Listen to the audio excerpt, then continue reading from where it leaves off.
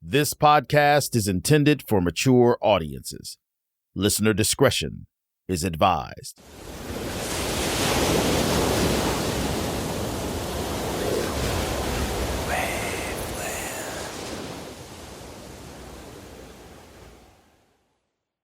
I had heard something about the woman within the first month of his defection. He had had a relationship with the wife of a Russian diplomat that was currently assigned in Canada. I didn't know the extent of the relationship.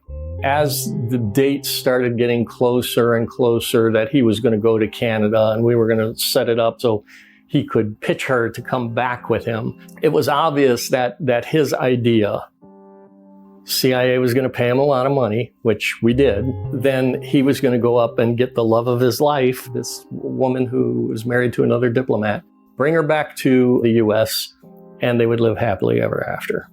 Until such time that he died of cancer. Yes, that was the plan. Back in the 70s, when Vitaly Yurchenko had been stationed in D.C. and worked at the Soviet embassy there, he became friends with a blue-eyed, ash-blonde Soviet woman named Valentina Yereskovskaya. Valentina was also a well-respected pediatrician who was very empathetic. By all accounts, her relationship with Yurchenko had started out platonically, with long walks and deep conversations, sometimes over McDonald's hamburgers they would eat together in the park. Over time, that friendship had allegedly blossomed into an affair. The FBI had watched Vitaly and Valentina together and listened as they sometimes spoke on the phone. I asked David Major, the head of intelligence at the National Security Council at that time, about it. Did the FBI know that they had been lovers in D.C. before? Yeah. We heard them talking on the telephone. Way back when. Wow. And it was loving. Well, that's how we understood it.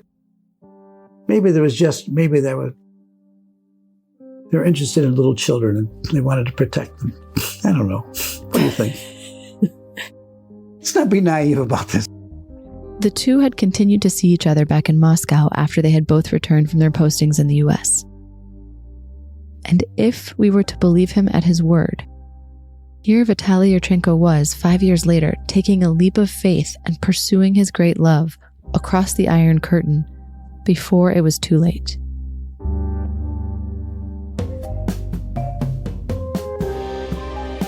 From Waveland, I'm Julie Cohn, and this is The Redefector.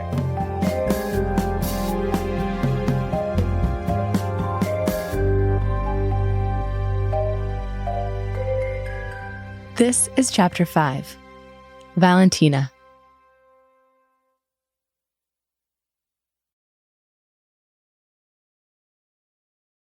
The author Ronald Kessler was able to interview Jean Boisvert, the Yereskovskys' neighbor in Montreal. In 1985, Boisvert was a 62-year-old writer and film producer who described Valentina as, quote, gorgeous, adding that she was, quote, of ideal proportions with curves in the right places. Valentina was always more talkative than her husband, he said, and she often wore trendy boots, miniskirts, and designer glasses. He described her husband, Alexander, or Alex, as a, quote, tall and very good-looking man, a mustache a la Clark Gable or Robert Taylor. I appreciate that he objectified them both. Also, let's all appreciate the fact that Vitaly Yurchenko chose Alex as his CIA code name, though he hadn't told David when he first walked into the embassy in Rome. And though he kept it from his own debriefers for a little while, this affair with Valentina seemed to be one of the reasons the Soviet colonel had chosen to defect in the first place. Here's Dan Payne again. How did it come up that maybe he hatched this plan? Or did someone suggest that he find a partner, or? No. Just out of the blue? This was something that this was part of his personal plan on what was going to happen with his life. So you think it was part of his plan before he even came to America? I think so, yeah. Here's Milt Bearden, the deputy chief of the SE division. He wanted to be reunited with his beloved girl that he'd had a fling with when he was in Washington before. It was part of his whole defection plan because she was out of the USSR just up across the border in Canada, and he had it all figured out. He'll come here, get taken care of completely, get his beloved girl, and it'll be all just no problem, and happily ever after. He waited several weeks after his initial defection to reveal to his FBI debriefer and friend, Mike Rochford, that he still loved Valentina. He said, well, Mike, he said, I had a girlfriend when I was here. And he said, I don't remember if he said he had an affair with her in the Washington or when he went back. I don't remember. But it was clear that he had a relationship, and it was, a full-bore relationship with her. He's very affectionate toward her, and she loved his life, and she understood him and all that stuff. I mean, it was all that stuff that guys never talk about. But he talked to you about it. He talked to me and Reed about it, yeah. Maybe when Yurchenko's mother died of cancer, it was a wake-up call to him about the brevity of his own life, especially considering he feared he was dying of the same disease. If you only had limited time on Earth, wouldn't you want to spend that time with the love of your life? Here's Colin Thompson. Okay, but at a certain point you decide, well, he's kind of earned this, or what's the thinking there? Well, no, we want him happy. I mean, for however good or bad he was, we had obligations to him. We wanted him to stay here. We wanted him, if we could, to be happy, to have a decent life. And so when he came up with the idea, we didn't have any great suggestions. Yes, we know Russian-speaking women. They're perfectly decent women. They're not married. Maybe at least you could talk to them in Russian. But he didn't take to that. They quickly located Valentina's address in Montreal. She and her husband lived in a brick high-rise on a hill that led up to Mount Royal Park and down to the Ritz-Carlton. The only problem was that Valentina wasn't actually in the country. Some early surveillance revealed that she was in Moscow. She had been there since July, when it appears she and Yurchenko had spent time together before he left for Rome. While the US and Canadian intelligence services waited for her return, which was expected in about a week, Colin made sure Yurchenko understood that he and Valentina would be taken care of. Yurchenko would be receiving a salary of $62,500 a year for life, roughly what a full army colonel made at the time. He would also be able to keep all the furniture in the safe house that he had picked out, and would get insurance and a car. After much discussion at headquarters, it was decided that in addition, the CIA would offer him a bonus of $1 million, tax-free, to help show the country's gratitude for his service. In return for the payments, Yurchenko signed a contract agreeing to continue to cooperate with the CIA and do nothing to harm the interests of the United States. Once Valentina and her husband came back to Canada, Canadian intelligence studied the couple's movements. 3 days a week, Valentina and Alexander walked to the Soviet consulate together. Valentina had her pediatrician office hours, and she and Alexander returned together at noon for their lunch at their apartment. On September 26th, however, Alexander was to attend a luncheon outside the consulate, and the Canadians decided that would be the best window for Yurchenko's visit. As he prepared to leave for Canada, Yurchenko was thrilled. Here's his bodyguard, Dan, remembering his mood before he set out. Oh, I was very excited to be going up there, almost giddy, if you will, about going up there. Colin says they flew Yurchenko to an Air Force base in New York near the Canadian border. They figured it would be easier to smuggle him over the border without papers than to do so at an airport, and they were right. Soon, they were in Canada, driving north. Yurchenko and Colin both had rooms that night in the Queen Elizabeth Hotel in Montreal. Yurchenko was so excited he barely slept. As he opened the paper, still giddy and even more excited for the day, he froze. At the bottom of the front page of the Montreal Gazette, a 3-column headline read, "High-ranking KGB officer defected, U.S. officials say." In it, the article said, Vitaly Yurchenko dropped from sight in Rome on July 24th and is believed to be supplying the CIA with identities of scores of agents and disinformation specialists. The story had actually broken the day before in the Washington Times in a column written by Ralph de Toledano with the headline, "The Missing KGB Link," which was paired with a second article in the news section that had an even more condemning headline. "Number 5 man for KGB, now singing to the CIA?" ?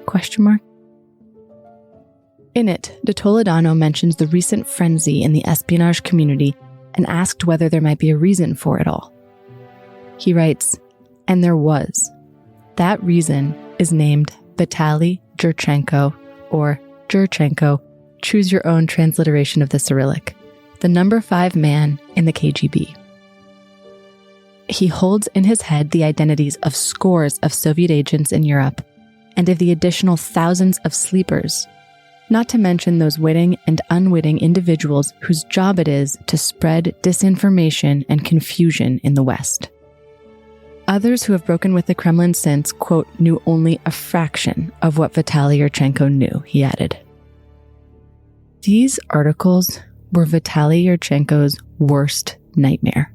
It was a violation of the only thing he had asked the CIA for in return for his defection at the outset. He had made it clear from the moment he walked into the U.S. Embassy in Rome, and he had continued to make it clear to each of his debriefers once he arrived. Here's Colin, one of his CIA debriefers. The one thing he didn't want, or one of the few things he didn't want, was his name in public, which could confirm the fact that he had defected, and that then his family would then be subjected to retaliation. And here's Reed, his FBI debriefer. He did not want the KGB to know where he was. If they can't find me, if they can't know where I am, that I'm not dead. If they find me and if they know that I'm alive and I'm talking, they will go against my family. And he had his wife and his son. And we did discuss that. Here's Ronald Kessler. I think the biggest slap in the face was that the one condition he laid down for his defection and cooperation with the CIA was that his defection would not be made known publicly. In other words, the KGB would be, left to wonder what happened to him. Did he, fall off a cliff? Did he commit suicide?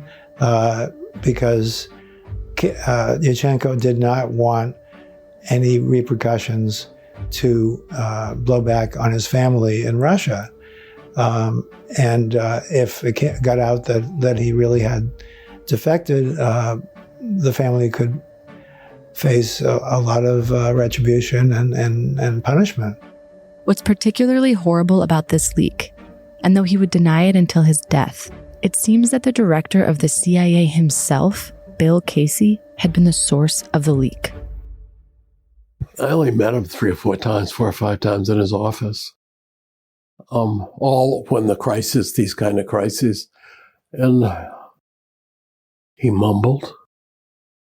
For real. He's very decisive. Very decisive.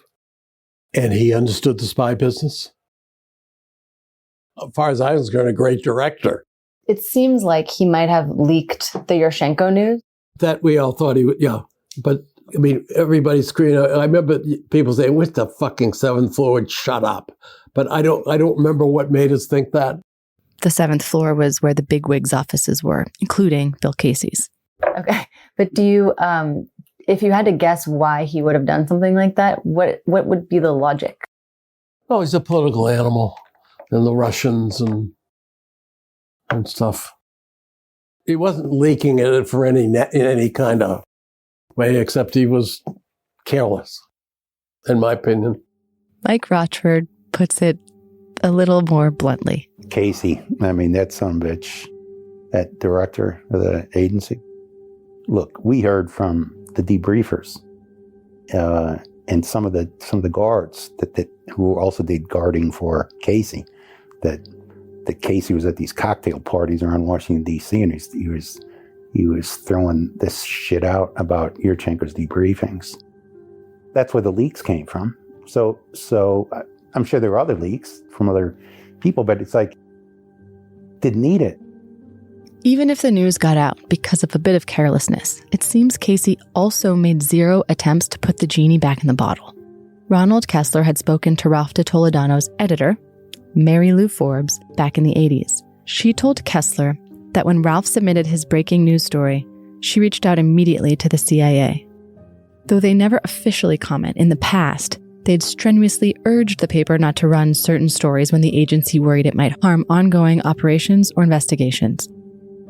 Mary Lou Forbes called the CIA and waited until George Lauder, the CIA's director of public affairs, could be reached. When he called her back, he simply said, "No comment."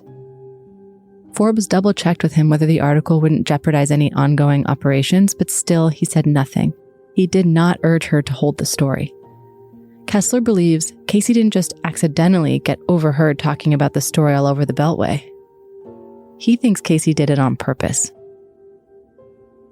William Casey let it be known that, in fact, the guy had defected because he wanted to hold that up as a sign that the CIA was effective and wanted to burnish his own image, to the point where when the Washington Times learned about the defection and wanted to do a story, they asked the CIA, "Do you have any comment? And would a story create any harm or difficulty?"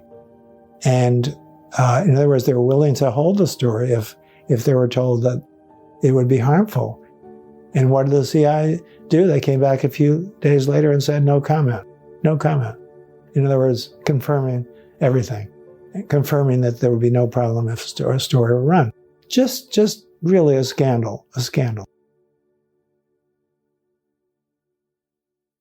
Stephen Engelberg wound up reading Ralph de Toledano's piece in the Washington Times the morning it was published on the 25th, and then researched and reported his own article about Yurchenko, which ran on the front page of the New York Times the following day. Overnight, it had become a huge story. My story, it was quickly recognized as an important thing. This story was, lead of the paper, was the most important story in the next day's New York Times. Stephen had not received the tip from a source. In fact, in his article, he credited the Washington Times for breaking the scoop. I asked him about where he thought the leak might have originated. I have always suspected it must have been Casey that put this out. They were, there was a sort of constant effort to, get a bigger budget, burnish the reputation of the CIA. Casey was in no way a kind of career button-down espionage officer. He wasn't that type. I just think if you think about these leaks, and it's all just speculative here, but if you think about my experience, intelligence is cavalierly handled by people who don't gather it. I think that would be sort of the axiom of my coverage of the CIA, that I would tend to try to find out secrets from people who had not put their lives and personal safety or their colleagues' lives on the line to get a piece of information. That an actual CIA case officer, let's say for Yurchenko, would be among the last people who would tell you something like this while the operation was unfolding. Casey needed a win. Controversy was mounting over the CIA's help in mining Nicaraguan harbors. Plus, as noted, Casey wanted to make sure the agency kept its budget. It's possible, though tragic, that Bill Casey calculated Yurchenko was just the win he needed. In any case, Yurchenko felt gutted, but he didn't have time to dwell on it at that moment. It was time to go to Valentina's home, and nothing, not even a blown cover, was enough to deter him from finally seeing her.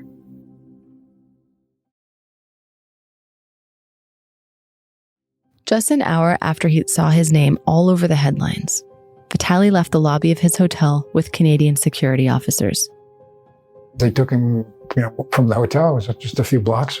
Walked over there into the building, up to her floor. The Canadian who was with him said, "There's your door. You're on your own." And he went and knocked on the door. The agent stayed at the end of the hall to give Yurchenko some privacy. He knocked on the door, and then she answered. She was every inch as he remembered. Yurchenko told her his circumstances, that he had defected and that he hoped to run away with her. Should she choose to disappear with him, their financial future was already fully taken care of. Valentina, looking right at him, turned him down cold. The whole exchange took less than a few minutes. David Major remembers it well. She says, I loved you as a Soviet man, but I hate you as a defector. I never want to see you again. That's, as I understand, what she said. That's kind of crushing. What do? He comes back very, very depressed. Great love of his life, rejected him. Amazing. Well, she didn't choose to be a defector, and he did, even though they had talked about it when they were lovers in D.C. earlier. Dan Payne remembers hearing about the incident too. I wasn't with the team. I wasn't with the team that went to Canada, but I was at the safe house when he got back. So it was interesting. The way I was told by some of my colleagues of what went down was that he made contact with her, and she let him know that the KGB was aware of their relationship, and the KGB had interviewed her. The thing that got him was, again, I'm hearing this from my colleagues, she said to him, "In my eyes, you are dead." And that was just devastating to Yurchenko. Just absolutely devastating. In other words, she had fallen in love with a colonel, not a traitor. So she said to him, and it sounds like people said to you that she told him the KGB knew he was coming? Or knew that they'd had an affair? They knew about their relationship with each other, and that they had interviewed her about that relationship. He disappeared. They knew about the relationship. They interviewed her in the event that she might know something about it. Again, her comment, the big part of the conversation was, "In my eyes, you are dead," and that was absolutely devastating to Yurchenko. And was that because he was a defector now as opposed to? I'm not quite sure. I'm not quite sure whether she had concerns about her family or whether that was in the past. And she wanted to stay with her husband and raise their family. I don't know why the change of heart.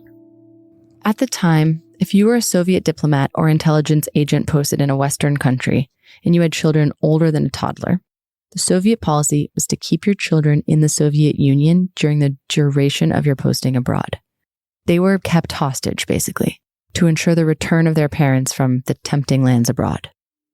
Now, Valentina had 2 daughters, one of whom had just gotten married that summer in the Soviet Union. I couldn't find the age of her second daughter. Yurchenko also had a 23-year-old married daughter and a 14-year-old adopted son. Yurchenko had nevertheless been confident that his feelings toward Valentina were mutual and that she would want to ride off into the sunset with him regardless. I guess I'm trying to put myself in her shoes, which is like, if my kids are in Russia, I don't want to. Precisely. So I'm just trying to get a read on Yurchenko because I kind of, you knew him, I didn't know him. But was this a desperation or arrogance, or how would you describe this concept that he didn't for a second think that she would hesitate? My producer, Jason Hoke, was sitting with us during this conversation. Or he wouldn't be the first guy that thought of, things were a lot further with his girlfriend than they actually were. Kind of the ultimate romantic gesture of in some weird ways, defecting and coming all the way across the world. I really struggle to understand if Yurchenko was deluded or if he had real reason to believe Valentina would have been on board with something like this. On the one hand, it sounds selfish and pretty arrogant to think this woman would wave goodbye forever to her daughters, kick off her heels and run off into the sunset with a known defector on his deathbed, by the way. And in doing so, also become a traitor to her motherland with a target on her back, On the other hand, by many accounts, Yurchenko was a really careful man. He claimed to have been slowly planning this defection for years. He had played the perfect hand in Rome, and after all, he had risen to the 5th highest rank of anyone in the KGB. Maybe Valentina's daughters were old enough to take care of themselves, and since Valentina and Vitaly had met as late as July in Moscow, just weeks before he defected, Was it possible they had talked through the idea of running away together and then she had just changed her mind? An FBI source I spoke with said that back in August, when Yurchenko had gone missing, the KGB had questioned Valentina, wondering if she knew where he might be. And Yurchenko complained to one of his handlers that the KGB must have brainwashed her against him somehow. Mike Rochford found out about Yurchenko's trip to Canada only after Yurchenko returned. The CIA had kept the information about his travel under very tight wraps for security reasons. We were encouraging. We said, yeah, well, of course, obviously, wonderful girl, and obviously she's loved her kids. So what can he, she wants to be around her kids. What, are you stupid? I mean, what do you expect from a mom? You know, if she comes with you, then her chances with her kids are zero. They're not going to bring their family. I mean, come on, think this out. Meanwhile, the author Ronald Kessler, in his book, claims it went down quite differently. He claims that Valentina let Yurchenko into her apartment, wept, told him she loved him, but just couldn't bear to leave her family and hoped he understood. This painted a really different picture of Yurchenko to me, made him seem a little less deluded, at least. But it was also so different from what my sources had said. The problem was neither of our sources had heard the conversation firsthand. Hold on, did anyone watch? Was the Canadian, did he kind of give them did he know what happened, or does anyone know what happened? Not until we left. No. And what did he say to you when he got back? Not much. That's one of the problems. He never did talk about it. Wow. So you don't know? Just that she said no. Because people have said, there's a lot of, I guess it must just be conjecture of what. How would they know? There were two people there, and none of us is one of them. either of them. If Yurchenko was a plant from the beginning, was this all a big charade? An elaborate way to make his disappearance later make sense? Or had this man truly intended to come to America for a woman and just misread the situation? It happens to the best of us. Promises we make at night or dreams we share in bed can evaporate in the harsh light of day. One thing we do know for sure, Valentina said no. And as for the details, Colin is right. No one was there except Vitaly Yurchenko and Valentina Yeriskovskaya. So I began to look for Valentina.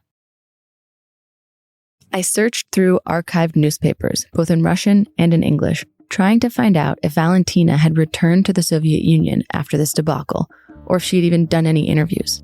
Some papers said she had been sent back to Moscow immediately. But then the Russian embassy spokesperson said she was not recalled and called the accusation of her infidelity preposterous and incredibly rude. Many agree that she remained in Montreal until her husband's assignment was over. But there is zero information on her after that. I just couldn't find anything definitive about her whereabouts or any way to get in touch with her. And then, months into this research, I suddenly had an idea. What if she was here in the States? Because after all, a lot of Soviet citizens moved west in the early 90s after the fall of the USSR. So I searched for her name and found nothing, but I did see that Alexander Yeriskovsky, her husband, had been a former research fellow at the Harvard Kennedy School from 2000 to 2001. So I searched for his details instead and found a current U.S. address. The report said this man was 87, the right age, and it gave a phone number, which rang no answer, but at the very bottom of the background report, there's a section called Possible Relatives, and that's when I found her. Valentina Yeriskovskaya. I had forgotten the way Russian patronymics work. The ending of what we would call a person's last name is different depending on your gender. I had been searching for Valentina Yeriskovsky. Armed with this new information, I was finally able to find her. And guys, in an ironic twist, she lives in Washington, D.C. now, alone. Or at least no one else is listed as a resident at that address. The apartment is a stone's throw from Mount Alto, which is now the Russian embassy. It was a warm October day, like it hadn't quite gotten crisp yet. And my producer Jason and I were in a bright red pickup, the replacement for our first rental, which died on a highway. Oops.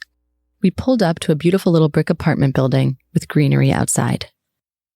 We're in this pickup, which is a whole other story, but we're in our rental and we're sitting outside what appears to be, according to our research, where Valentina lives. And I feel so weird to just go knock or ring this doorbell and have this woman come down and to have to say, like, hi, I'm writing this article about arguably the worst week of your life. Do you want to talk? Is that the plan? I did email her. We don't have a phone. I can't call her. Yeah. This is my only option. I do this, right? Yeah. And it's kind of the end of our trip. We've talked to so many people. And I really want her to have a chance to say her side. Yeah. This is so awkward. Okay. Here we go. A note here. You do not live one half of a block away from the Russian embassy if you aren't still on good terms with your country. This was not the home of a person who had left Russia to get away. Given the proximity and depending upon her age, which I still don't know for sure, Valentina might even still work for the embassy somehow. Anyway, there was no doorbell outside, just a keypad with no ringing function. We tried dialing her apartment number, but that didn't work. The keypad, we learned, was only for keyless entry by the residents. It was not a way to call anyone inside. Did you see the mailbox names? No. There's no names on them? No. I mean, that's a lot of stairs. Stairs just to get to the stoop. I had to at least know if we had the right place. There's usually a margin of error with the software we use for finding people. Like, as an example, it rarely accounts for people dying, and I felt a real need to know, at the very least, if she was alive and living here. My only choice was to keep waiting, awkwardly, for someone to enter or exit the building so that I could ask them if an elderly Russian lady lived here and perhaps gain entry somehow. Then, we might be in luck. Finally. Hi there. Hi there. Trying to get to the same place we are, I think. The delivery guy used his cell phone to call the phone number listed for the package's recipient. He informed us this was the only way to contact residents at the building. Soon a woman came downstairs. Can I ask you a quick question? Sure. We're here to see a woman named Valentina Yurchenko. Do you know if she would be at 302? I don't know. No, is there an older Russian woman? Oh, yeah, she's actually on this side. So she would be 302? Yes, yeah, 302. 302, yeah. She does live here? Okay. Yeah. Is she expecting you guys? No, we were having trouble reaching her. Yeah. We just wanted to combine. You're not going to do it? If you wouldn't mind. Yeah. What's your name? My name is Julie Cohn. Okay. And yeah, we're here. She wouldn't know us, but we were just trying to reach her and couldn't, so we showed up. Okay, Halia, I didn't want to wake you up. This is not working. Yeah, no, it doesn't work. That's why I said just leave it at the door. Oh, gosh. This is for us. Yeah. Thank you. Okay, Julia Cohn? Yeah. Okay. Thank you. Uh-huh. Someone had opened the door to the apartment at the top of a flight of stairs, and the woman we had just met outside was speaking to that person. She pointed down to me, so I waved. Hi there. We wanted to ask her a question about a story from the past.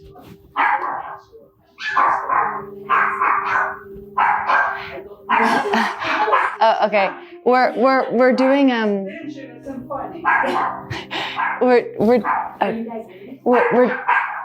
mind if I just Okay, I couldn't see this woman, and I was afraid that they were too far away at the top of the stairs for my lapel mic to pick up their voices. I did an incredibly awkward thing and just began gently climbing the stairs towards them. Finally, I was able to see her. Valentina. She was petite, dressed nicely, her short hair a light brown color, beautifully coiffed. She held out a hand to stop me. I'm sorry. Well, I'll wait here. We're doing an 8-episode audio series about a man named Vitaly Yurchenko who came and then redefected back to the Soviet Union in 1985. Yes, but it sounds like it's like history. Something historical? Yes, yeah. Where she's from? No, it's from someone she knew. From someone you knew. And they wanted to interview you. Are you interested? No? Yeah, she's I don't need your question, and I don't need. Should I? Okay. I don't understand. It's okay. Okay. Okay. We can come back with a translator or something next time. Yeah. Okay. Yeah, Thank you. Thank you. Yeah. You good? Thank you.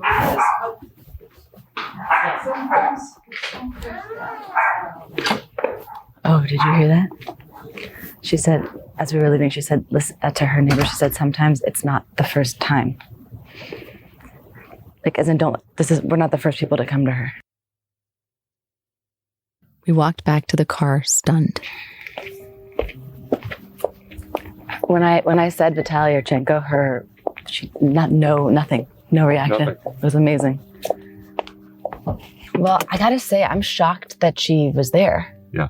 I really thought this would be a swing and a miss. Yeah. Especially when we saw the stairs. Yeah. She's in great shape, but she's a petite woman, right? Like, she's. She looked really good. She looked great. Like brown hair, physically like very able. I will say, she looks early 80s. She looks like late 70s, early 80s. I wonder whether she wasn't a few years younger than her husband, or than either of them. She pretended not to understand anything we were saying. I do think that was pretend. Yeah, she doesn't need basically she doesn't need our question. She doesn't want us there, was my understanding of that. Yeah. When we told her like what we were there for, she did not look confused when we explained that part. She was listening very carefully, but with a totally straight face. And then she pretended as though this meant nothing to her. But as we were walking away, I heard her say, "This is not the first time," to her neighbor who let us in, which means to me that that's Valentina, or that it's a woman who multiple people have thought is Valentina. Listen, I'm not holding my breath for her to take part in this, but I am. There was something like, I felt I got like a jolt to see her there and to hear her there and to realize that she's here is very exciting. Also, not for nothing, hilarious that we just experienced a very similar thing as Vitaly Yurchenko. We're like, hey, we were just no? Okay, cool. Does that make me the guard in the back? Yeah, that makes you the Canadian Secret Service agent. I'm so flattered I'm wearing red today. Oh my God. I gotta say, a little bit of heartbreak. Man, Vitaly, I feel a shade of what you must have felt. Yeah, she was pretty blunt with us. Can you imagine? I don't need you. Goodbye. While I may have experienced a similar cold shoulder as Yurchenko, the difference was that it didn't ruin my life. Yurchenko, on the other hand, appeared dejected. If he was acting, he was convincingly portraying a man sliding into a deep depression. Here's Colin. He was not happy. Rest assured, he was not happy. And Dan, his guard, recalls the slump too. When he came back, the day he got back from Canada, I was at the safe house. I said, Alex, I'm really sorry things didn't work out for you. And this was like the first time he ever opened up about, to me anyway, about his personal life. And he said it was something I never expected. I never would have imagined in a million years that she would not come with me. And he was devastated by that. It was not too long after that, like I would say within days, he actually started going back on things that he had told us in the debriefings. Again, he was going to be coming back with the love of his life, right? And then it all collapsed. And I mean, we talked between us, and it was like, every guy has been dumped at some point in their life, but nobody has been dumped and the president knew about it. Everybody knew, the president knew. Mike Rochford agrees. As affections for her, whatever she told him, he believed. And so he thought he's walking into his future when he knocks on the door, right? He goes up to Canada. And when he comes back, he's acting like a high school kid who had just got dumped on a date, right? So Reed and I spend the evening with him out by the lake in the safe house at Coventry, and he's like talking about his future and whether or not he's got, a future here or whatever. Mike knew the Valentina news had hit him hard, but he attributes Yurchenko's blues more to the leaks. So the leaks were huge. I mean, Valentina thing, I don't know. I think he would have gotten over that, but I think they made too much of a big deal out of that. I mean, come on. What guy hasn't been told no by a woman? I'm sorry. Here's Milt Bearden, the deputy chief of the SE division. All right, so what happened, everything happened within 24 hours to him. There he is, and it was in the Washington Times, right? Casey's paper. And then Valentina says, well, I love my hero, but not my traitor. Get out of here. And wow. Then you have that human reaction like, holy shit, I've made a monstrous mistake. And then he comes back and sees that he's a national figure by name. All of it. Valentina, the Washington Times, and he's not going to die like his mother. When he got back from Canada, Yurchenko slept most of the day. His appetite faded away. Then, according to Paul Redmond, Yurchenko received the most definitive news yet that his supposed cancer really wasn't cancer. We took him to Johns Hopkins in a big way, and he was not dying of cancer. That he was fine and would live a long life. Not only did Valentina reject him, and not only are the lives of his family ruined because of the leak and his life choices, but he'd now have a very long and lonely life to contemplate that. The psychologist from the defector resettlement staff wrote a memo that Yurchenko might be a suicide risk. Here's John Fitzpatrick, one of his other bodyguards. The attention quickly shifted in the guidance to us to be on the lookout and for his mood, and of course he would show up in the paper every couple of days. Something about him would be in the newspaper. The CIA would need to come up with some way to lift his spirits, and fast. Colin Thompson had an idea. Well, at that point, I said maybe we should take a trip, get out of the debriefings and so forth. And so, and he'd been here a couple of months at that time, and he'd been working pretty hard, so did I. And so we decided, well, and I wish I'd taken him someplace else, but it didn't matter where we went, really. I said, well, let's go to Arizona and Grand Canyon, Las Vegas, the parks, the national parks, because he seemed to appreciate the wide open spaces a bit.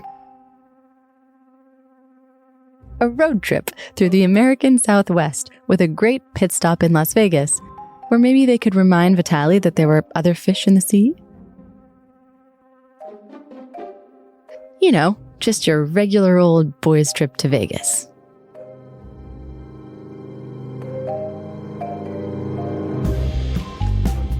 More on that next time on The Redefector.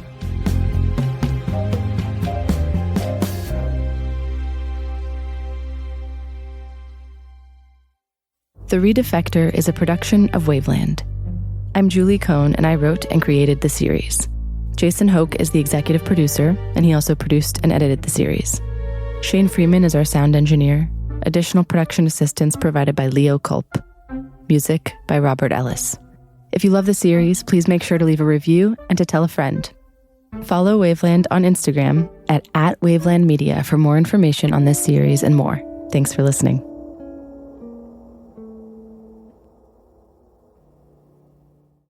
This podcast is intended for mature audiences. Listener discretion is advised.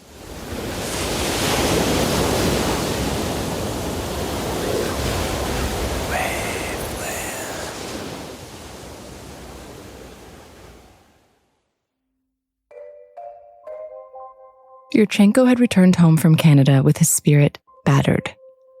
The woman he was hoping to spend the rest of his life with had turned him down cold, saying he was dead to her. On the same day, he saw the story of his defection splashed across newspaper front pages in Canada and the US. Now, his wife and children would almost certainly be paying the price for his defection back home. Once he got back to the safe house, Vitaly Yurchenko was despondent. So much so that his psychologist warned he might be a suicide risk. To cheer him up a little, Colin Thompson had the idea of road tripping through the American Southwest. Here's the thing. A lot happened on that trip, and we're going to get into it.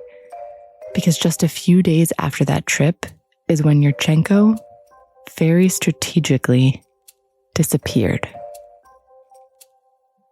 For starters, Colin didn't want the guards to come with them. He wanted Yurchenko to feel a little more free, but the CIA refused. They would not permit the trip without bodyguards. They were afraid the Soviets would come and catch them, and assassinate him.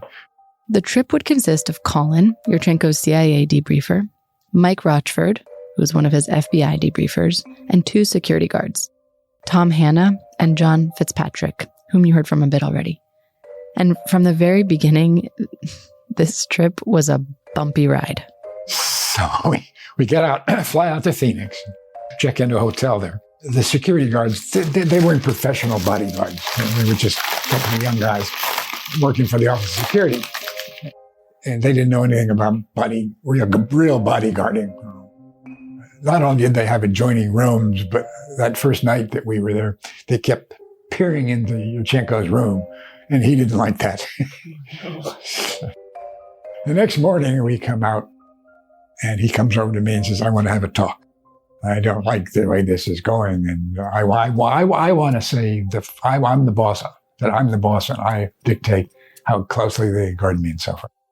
Go to it." So he lines him up and gives him a dressing down about interfering with his life and interfering with his privacy. Now, I spoke to John Fitzpatrick, who explained that this was a misrepresentation. He and I had adjoining rooms. And again, with my instructions to keep him inside at all time.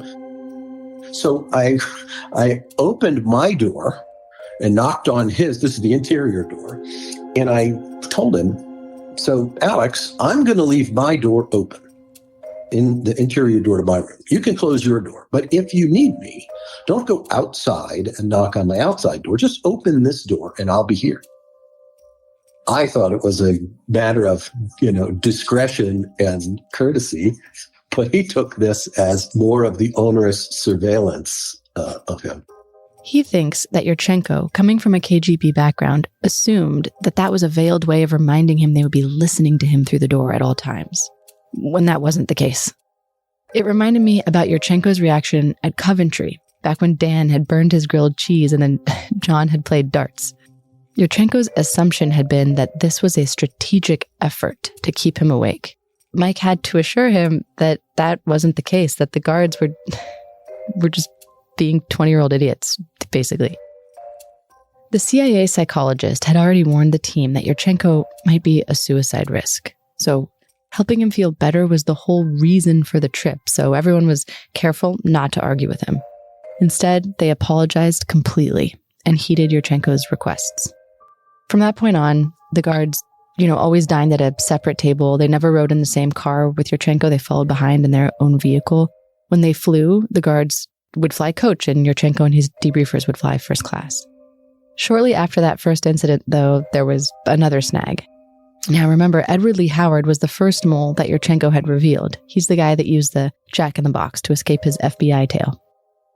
We were met on the road by someone from the local FBI office, and they brought us the flyer, the wanted flyer on Edward Lee Howard. The newspapers had already claimed that Yurchenko had given up Howard's name to the FBI, but now a photo of the man's face was on wanted posters all over the country for his brazen escape from the law. The man Yurchenko had outed had just fled back into the arms of his Soviet handlers. If he was a real defector, none of this was good for Yurchenko or his family. I can remember us on the side of the road. We had a little two-car caravan. Tom and I were in one car. Colin and Mike and Alex were in the other. And this was not welcome news. It was just another bit of these Americans can't keep anything a secret and everything's going wrong and this is not a good operation and it was not good for him that these things should be known. Luckily, though, things began to improve after that. We drove from Phoenix up to Sedona, which is a lovely place, and he thought that was pretty impressive. I still got a piece of red rock that he gave to me. I've got it upstairs. What did he say when he gave it to you? Oh, a memory, memoir, or memento, be it of our trip or something along those lines. Yeah, so it still sits there. And just to picked it off the ground. But that's where he commented. In the Soviet Union, if I was in a park, they would all the stones like this would be covered with graffiti. And here he said, you've got these beautiful rocks. This is Mike. We went to the Red Canyon. And Red Rock Canyon, you ever know what that is? And he had these red rocks he picked up. I didn't see him pick them up because that'd be against the federal law. He had like 12 of them or something. And he came back and he gave one to each of the team. He called us his commando. He tried to make us his team. And so he says, here, you're part of the commando. So I still have that red rock. But yeah, it's kind of funny that even out there, he was thinking of the team that supported him, that tried to keep him together. So I think in some way he was thinking toward the future. I was surprised that both of these men, despite the damage Yurchenko's disappearance caused later, that this meant so much to them that they have both carefully kept those rocks all these 40 years later. Things were going well, and Yurchenko was excited for their next stop, Sin City. From Waveland, I'm Julie Cohn, and this is The Redefector.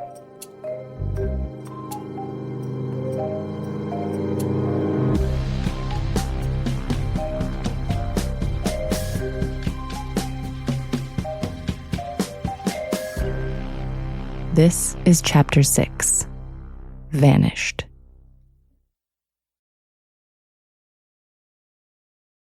In their cabin in the Grand Canyon, the night before the Soviet colonel's first trip to Las Vegas, Yurchenko's bodyguards and debriefers had some fun teaching him how to gamble. Alex wanted to play roulette, which I just always thought was funny. Right? He was a Russian, wants to play roulette. He had cards, and we taught him how blackjack worked, baccarat, and how the betting would work. There was a hope that Vegas might loosen Yurchenko up, that he might actually have fun for once. Maybe, being around so many other women would help him forget the pain of Valentina's rejection. Milt Bearden had suggested maybe what Yurchenko needed was a woman. Well, what better place than Las Vegas in many ways? So we approached the FBI on this because they're the guys on the ground. Well, they didn't want any part of it. It was technically not legal, I guess. Well, yeah, I mean, how are we going to explain this? Yeah. They don't have the flexibility of the CIA. We would find a way to expense it, without any questions. But he wasn't interested. Yurchenko wasn't interested. Yeah, he wasn't interested. Mike Rochford remembers it well, too. Like, Cullen was convinced one of the things we need to do is take him to a cat house out there, right? Doesn't hurt, right? So we tried to engineer something like that on the trip, and he wasn't having anything of it. You go to the streets of Vegas, you pick up some of those flyers. They're all over the place, right? So you don't, unsolicited, right? Oh, what do you think I am? I go, hey, Cullen gave you, I didn't, okay. So. Yurchenko wasn't just not interested in the idea, he rejected it flat out. Jokingly, people chalked this up to him being very Russian, meaning his heartbreak over Valentina was intense and dramatic, not something that could be cured by an escort, basically. But I just recently learned there may have been another reason. Back when he was posted in DC in the 70s, Vitaly Yurchenko had run something called the Nightcrawlers. The Nightcrawlers were specially trained KGB officers undercover in Washington, D.C. When the sun went down, they would prowl the nightclubs, strip clubs, and often gay bars in Washington on the lookout for clerks, congressional aides, judges, anyone with a connection to official Washington. Once they found a target, they would lead that person to a honeypot. That would be another Russian operative, an attractive woman or man whose job was to seduce their targets with the aim of blackmailing them. Hidden cameras would capture the illicit hookups, and in the morning, the victim would have a choice: provide secrets or have your career or marriage ruined. Why would Yurchenko be interested in any of the Vegas options these guys were hinting at after spending years leveraging prostitution to manipulate countless American Johns? At any rate, they moved past the escort idea and headed to the slot machines. And the first thing is he wins about $50. And everybody was happy for him. And he just sat there and he said, no, I can't take this. I can't accept this. So, well, you want it fair and square, you know. No. And he proceeded, and he said, I'm going to give it all back, lose it all back. And so he played it on until he lost it all back. Every last 50-cent piece or whatever it was. What? Yeah, he was not going to take any winnings. He thought that was immoral, I guess. John remembers it too. GS8, by the way, refers to the government salary GS level he was on at the time. Here he is. We get to Las Vegas, and recall, I'm sort of a year into my career. I'm like a GS8, making $18,000 a year. And I remember going in to the casino with Alex, and he puts some silver dollars into a slot machine, and he wins $100. $1 coins come flying out of this machine. And I say to him, great, Alex, you can take the casino's money over to the roulette table and you can bet their money. And he says, no. And he starts pumping the coins back in. First, we will get rid of this, and then we'll go there. Right? So the idea of, and this is a guy from, Soviet communism who wasn't there to get rich, right? He wasn't there like so many people go to Las Vegas and gamble to win. It was not that for him. And I'm this poor kid just watching him throw away $100. And obviously that stuck with me. John remembered a rare moment right after that. Yurchenko didn't usually confide in him, so it struck John that day when Yurchenko spoke with him quietly about the hollow look in people's eyes and how uncomfortable it was making him. I'm an American who's grown up with capitalism my whole life, but I've been to Vegas and even I know what he's talking about. There is something almost haunting about that look, whether it's addiction or desperation or just greed. I can only imagine what it would feel like for a communist to see that for the first time. Although he'd been excited to play card games back in the cabin, the group quickly saw that the reality of Vegas's materialism was just too overwhelming for Vitaly. They cut the trip short there and headed back out to the great outdoors. Soon, cabin fever began to grow between Colin and Vitaly. Remember that ever since Phil had left for language training, Colin had to take over the role of CIA debriefer alone. He was working 7 days a week, sometimes 12 hours a day, and was clearly getting burnt out. Here's Dan Payne remembering the tension as it was told to him later. Him and Colin were constantly at each other. They'd be walking down the street, and him and Colin would be arguing about something. And it was something petty, or it was about his health. Yurchenko would say, oh, my stomach, I don't feel so good. And Colin would say, Alex, there's nothing wrong with your goddamn stomach. We took you to 150 doctors. You're fine. And no, really, my stomach. And then, then the two are arguing. And finally, the bodyguards on that detail said to the two of them, hey, would you guys just shut the fuck up? You're causing a scene. Just shut up, both of you. It was a very tense relationship between the two of them. And here's Colin. He was getting a little bit sick and bouncing around the car. And like he may have had some car sick problems. So we were driving, I remember driving along a 2-lane road in New Mexico, Arizona, 90 miles an hour, going over the bumps, And I don't think he really appreciated that too much. And there's no traffic. You can go as fast as you want without. He was a little bit, I don't know, unnerved perhaps. I was maybe rubbing it in. I don't. You were maybe. Well, I was a little annoyed. He was complaining about something or other, and I was unsympathetic to him. So. By this point, the trip's had its downs, then its ups, then its downs. Talking about Collins driving alone, it was literally quite bumpy. Eventually, their travels took them to Page, Arizona, a tiny, remote town where, if you ask Colin anyway, everything changed. Anyway, we drove down there, and this is where I think the idea that he had to leave really started to work on it. All of a sudden, we get word that somebody from FBI headquarters is coming out to talk to Yurchenko on a Sunday morning. And they want to talk about Ronald Pelton. They were hours away from any kind of airport, which meant these agents had been traveling through the night, on the weekend to get there. While Yurchenko and the guys had been traveling, the Bureau and the NSA had been hard at work trying to pinpoint the red-headed mole Yurchenko had warned them about in the NSA.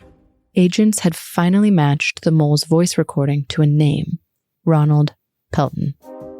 But only Yurchenko had seen Pelton commit this act of treason. Only Yurchenko could confirm they'd found the right guy.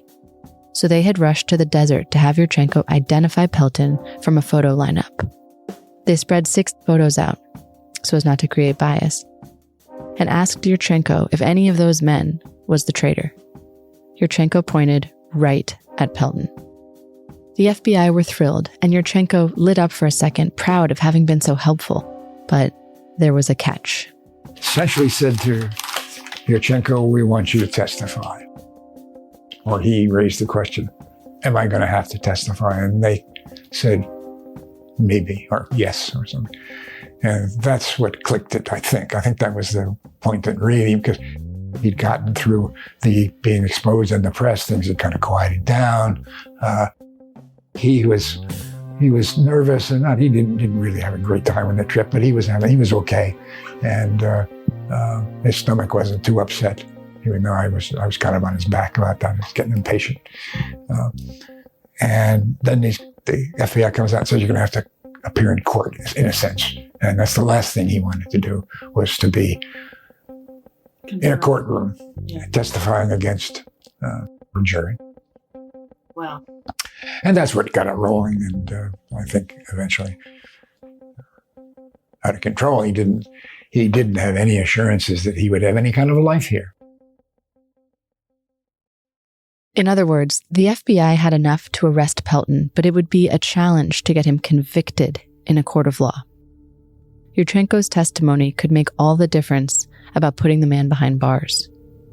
Here's the thing. Back in the Soviet Union, his family might argue that all the press about his defection was the Americans trying to spread nasty rumors.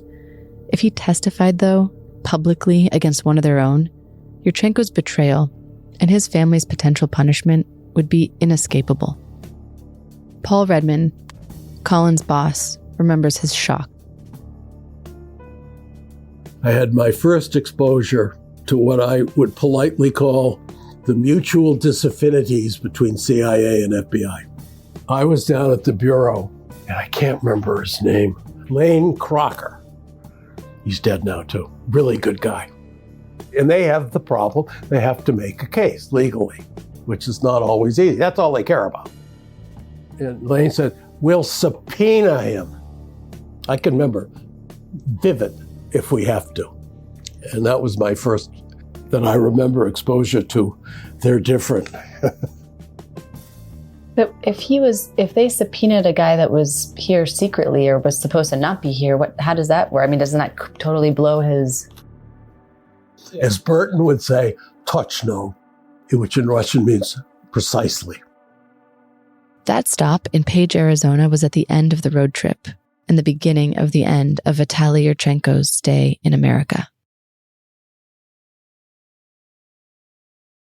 Back at the safe house again, Yurchenko was inconsolable. He slept more than before, he ate even less, and he began to recant. And I wasn't involved in the debriefings, but the individuals who were involved said and told me subsequently that it was at that point that he started going back on everything that he had told us. They'd start to go over one of the leads and he'd go, no, I didn't say that, I said this.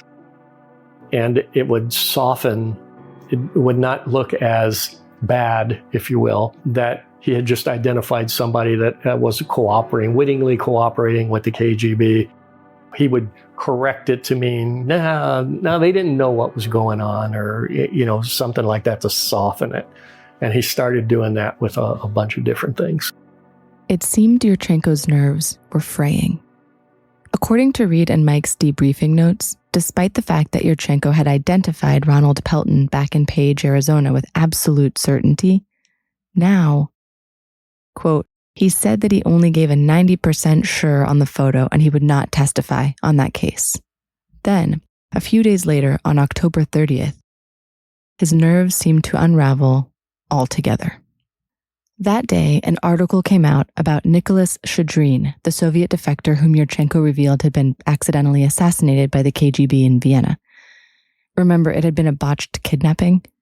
Well, the FBI had told Shadrin's widow the truth Yurchenko had revealed about her husband's demise. She was right. The CIA had let their guard down, and Shadrin had been kidnapped under their noses, confirming her worst fears about his death. But as soon as she found out, she had gone straight to the American press, wanting even more answers. Despite everyone assuring him this was not the case, Yurchenko feared it meant he would also have to testify about Shadrin in court too. Yurchenko had been explicit that the Shadrin revelation was the worst secret he had revealed, since it confirmed that Brezhnev, the leader of the Soviet Union, had knowingly lied to 2 U.S. presidents about Shadrin's death. To Yurchenko, this was even worse than testifying about Pelton. Mike Rochford believes this was the nail in the coffin. The thing that really got him was when that story came out about chloroform, that one Polish Shadrin, the Shadrin story, and he died of a heart attack in the trunk. That was just from Yurchenko. Nobody else told us that. He says, I can be sued by Shadrin's wife for this, even though it's hearsay. And the Russians can now have a trial in absentia, and they can use information from the press to try me. He says, you're killing me. I can't trust you. So the leaks were huge. I mean, according to Reed and Mike's debriefing notes, despite the fact that Yurchenko had identified Ronald Pelton back in Page, Arizona with absolute certainty, now, quote, he said he only gave a 90% sure on the photo and he would not testify on that case. Yurchenko also started dropping some unsettling hints. And he goes, I can go back. And he had been hinting at that when he's trying to coerce us to bring senior guys there, that I could always go back. And he brought up the Bitov thing. He says, I know exactly how they all looked at the Bitov thing. What does Mike mean by the Bitov thing? Oleg Bitov was a Soviet journalist who had defected to London in 1983. A year later, he had a change of heart. He claimed he had been kidnapped, drugged, and tortured by the British and wanted to go home. The Soviets had taken him in and never executed him. It turns out that Yurchenko had been on the panel that had voted not to kill Bitov. Yurchenko told Mike Rochford that was partly because Bitov didn't have any good classified info to give anyway, but it was also, and maybe more importantly, because his redefection was such a massive propaganda coup for the Soviet Union. And he knew all this stuff. So, he'd been involved in the Bitov examination and case when he came back and stuff. So, did you tell people that he had kind of threatened it? Yeah, somebody actually said in a senior bureau moment, it was one of our seniors said, well, he already burned his bridges. He can't go back. It wasn't entirely out of the ordinary for a defector to threaten to leave or to seriously doubt their decision and then to remain. And since the headlines were full of his confessions, the threats of him wanting to defect seemed toothless to that senior FBI guy. Here's David Major, the security advisor at the time to President Reagan, explaining how common it was for defectors to question their decisions. Defection is a very, very traumatic experience for somebody. Because what you're doing is you're leaving behind all your roots, all your family, all your grandparents, all of those, you're leaving that behind to come here. And people who talk about defection don't realize what the drama is. And almost everyone who's a defector sometimes thinks about going back. Usually, according to the psychiatrists who've worked this case, it's anywhere between 60 and 90 days. 60, 90 days. The reality of I'm defected, I've left everything behind, what am I going to do? Yurchenko's slump, this deep depression, was occurring in October, just about 90 days after the exhilaration of his initial defection back in August. The day after the Shadrin news was Halloween, and Yurchenko's CIA psychiatrist thought the costume parade at Georgetown might lighten the mood. It would be worth an exception, he thought, to the rule of never bringing Yurchenko to D.C., inside the perimeter where Soviet diplomats were allowed to travel and could kidnap him. They disguised Yurchenko, pretty easy, at a costume event, and drove him in for the festivities. The gamble seemed to pay off. It was the first time they had seen Yurchenko smile in a while. Now, for some time, Yurchenko had been noticing that one of his guards, Tom Hanna, didn't play well with the others. Dan Payne and I have corresponded quite a bit about this, and here's an excerpt from our emails. Yurchenko was a skilled intelligence officer. He picked out and cultivated the one individual on the team who violated the rules and drew the ire of his colleagues. I'm sure that was evident to Yurchenko. He praised Tom in front of us, and Tom was an excellent cook. Yurchenko would rave about Tom's cooking. Again, he constantly fed Tom's ego and made him feel important, while the rest of us wanted to push Tom down a flight of steps. Just joking. Kinda. Tom had held a position for a brief time as a low-level clerk in the clandestine services arm of the CIA, which is also known as the Directorate of Operations, or DO. His career there was going nowhere fast, so he moved over to the Office of Security because his father worked there. He felt that DO work was superior to Office of Security work. The clandestine services was where the real intelligence work happened, and he acted as though his brief time there had set him a step above all his peers in security. Here's John Fitzpatrick. Most unlike the rest of us in this sense. He did not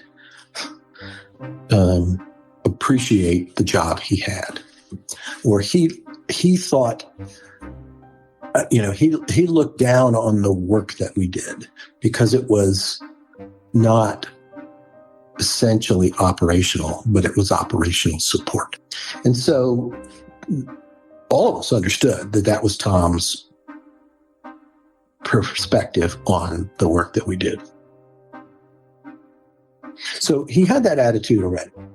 And he felt that he understood Alex's objection to the closeness of security support, and that it was, overkill. He was sympathetic to Alex's perspective on that, and he would have more slack than I did in terms of, I would walk out on the property with Alex.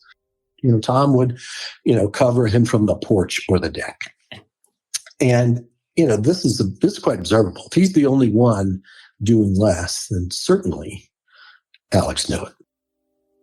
Dan Payne and I have corresponded quite a bit about this, and here's an excerpt from our emails. He writes, Tom Hanna was very lackadaisical. When his colleagues would call him on it, his most frequent response would be, "We're not the Secret Service." It was almost as if Tom thought we were there for the show, that the likelihood of anything happening was very small, and that if you believed otherwise, you were naive. 2 days later, on November 2nd, John Fitzpatrick and Tom Hanna were the guards on duty. Yurchenko asked Tom to take him to the mall for an errand. He strategically got himself alone with Tom, and then, it seems, successfully manipulated Tom into letting him walk away into thin air.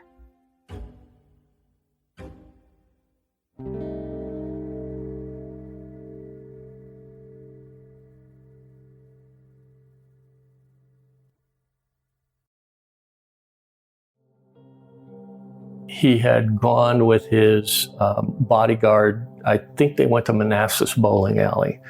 Again, the bodyguard, who was more interested in being Yurchenko's friend than in doing his job, let him go into the bowling alley alone. And number one, why you would do that, I have no idea, but he did. And my understanding is Yurchenko made a phone call from that bowling alley. And then he had convinced Tom to take him to his favorite restaurant, which was Au Pied du Couchant in Georgetown. Again, that was part of our rules. We don't go to DC. We stay away from DC, and Tom took him there. My understanding as to what had taken place is they sat down, they ordered food, and Yurchenko said to Tom, Tom, if I got up and walked out the door right now, would you shoot me? And Tom said, no, that's not how we treat people.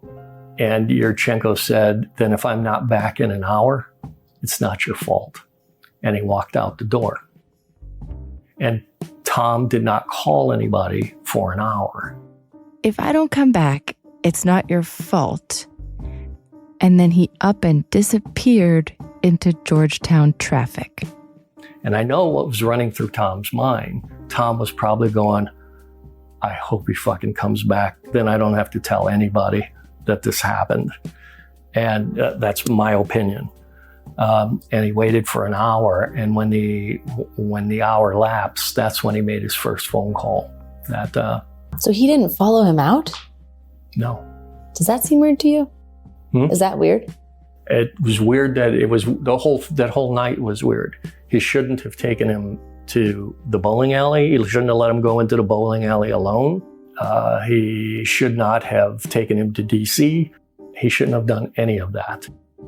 Now, I've heard this story told so many times, and it's very similar, with slight variations every time. That he asked Tom to wait 10, 15, 30 minutes, but two things remained constant. One, Yurchenko was gone. And two, the story that Tom told about how it happened seemed almost inconceivable. This is David Major. If I don't come back, it's not your fault. I know. Can you imagine me sitting in that dinner? The guy says this to you. If I don't come back, it's not your fault. Well, don't do that. Come back. And so, you know, and when you talk to defectors, they kind of wander out. They have strange conversations like this. I mean, that's not unusual. Just that the fact he says that doesn't mean he's going to redefect. He's kind of mulling the idea in his mind. And your job is to say, well, that's not a good decision, and here's why. Here's all bad things that will happen if you choose to do that.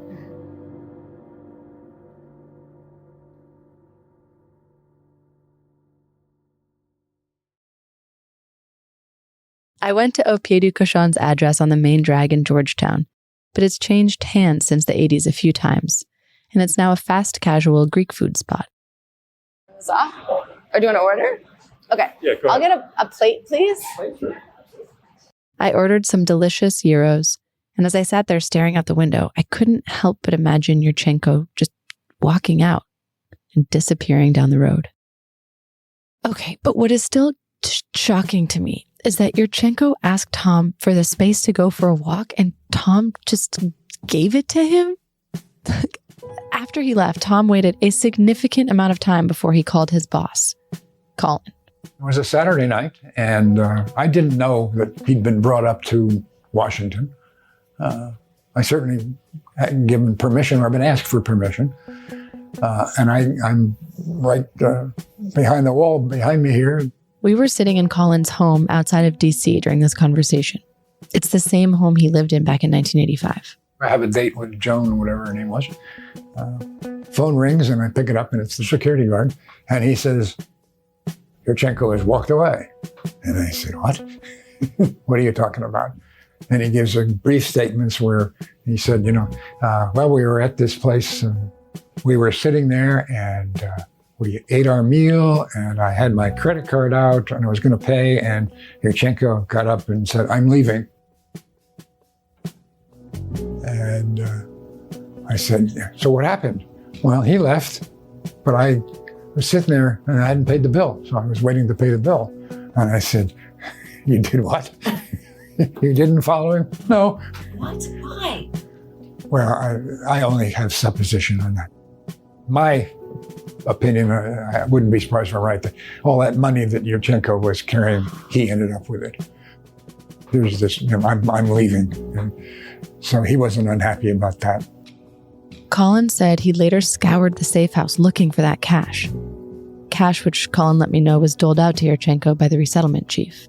So I go down and I'm talking, Mike Rochford came over and a couple of other guys were there, and the guard was there, and I said, well, let's see if we can find the money. And it's probably, if he's still around, it's probably still attached to him, because it was gone from the safe house. And I can't remember, was it 40,000 or 20,000? There's a lot of cash in any case. But we never did find it. I had trouble tracking Tom down and wanted to know what had become of him, so Dan Payne kindly asked some former colleagues for more information and got back to me.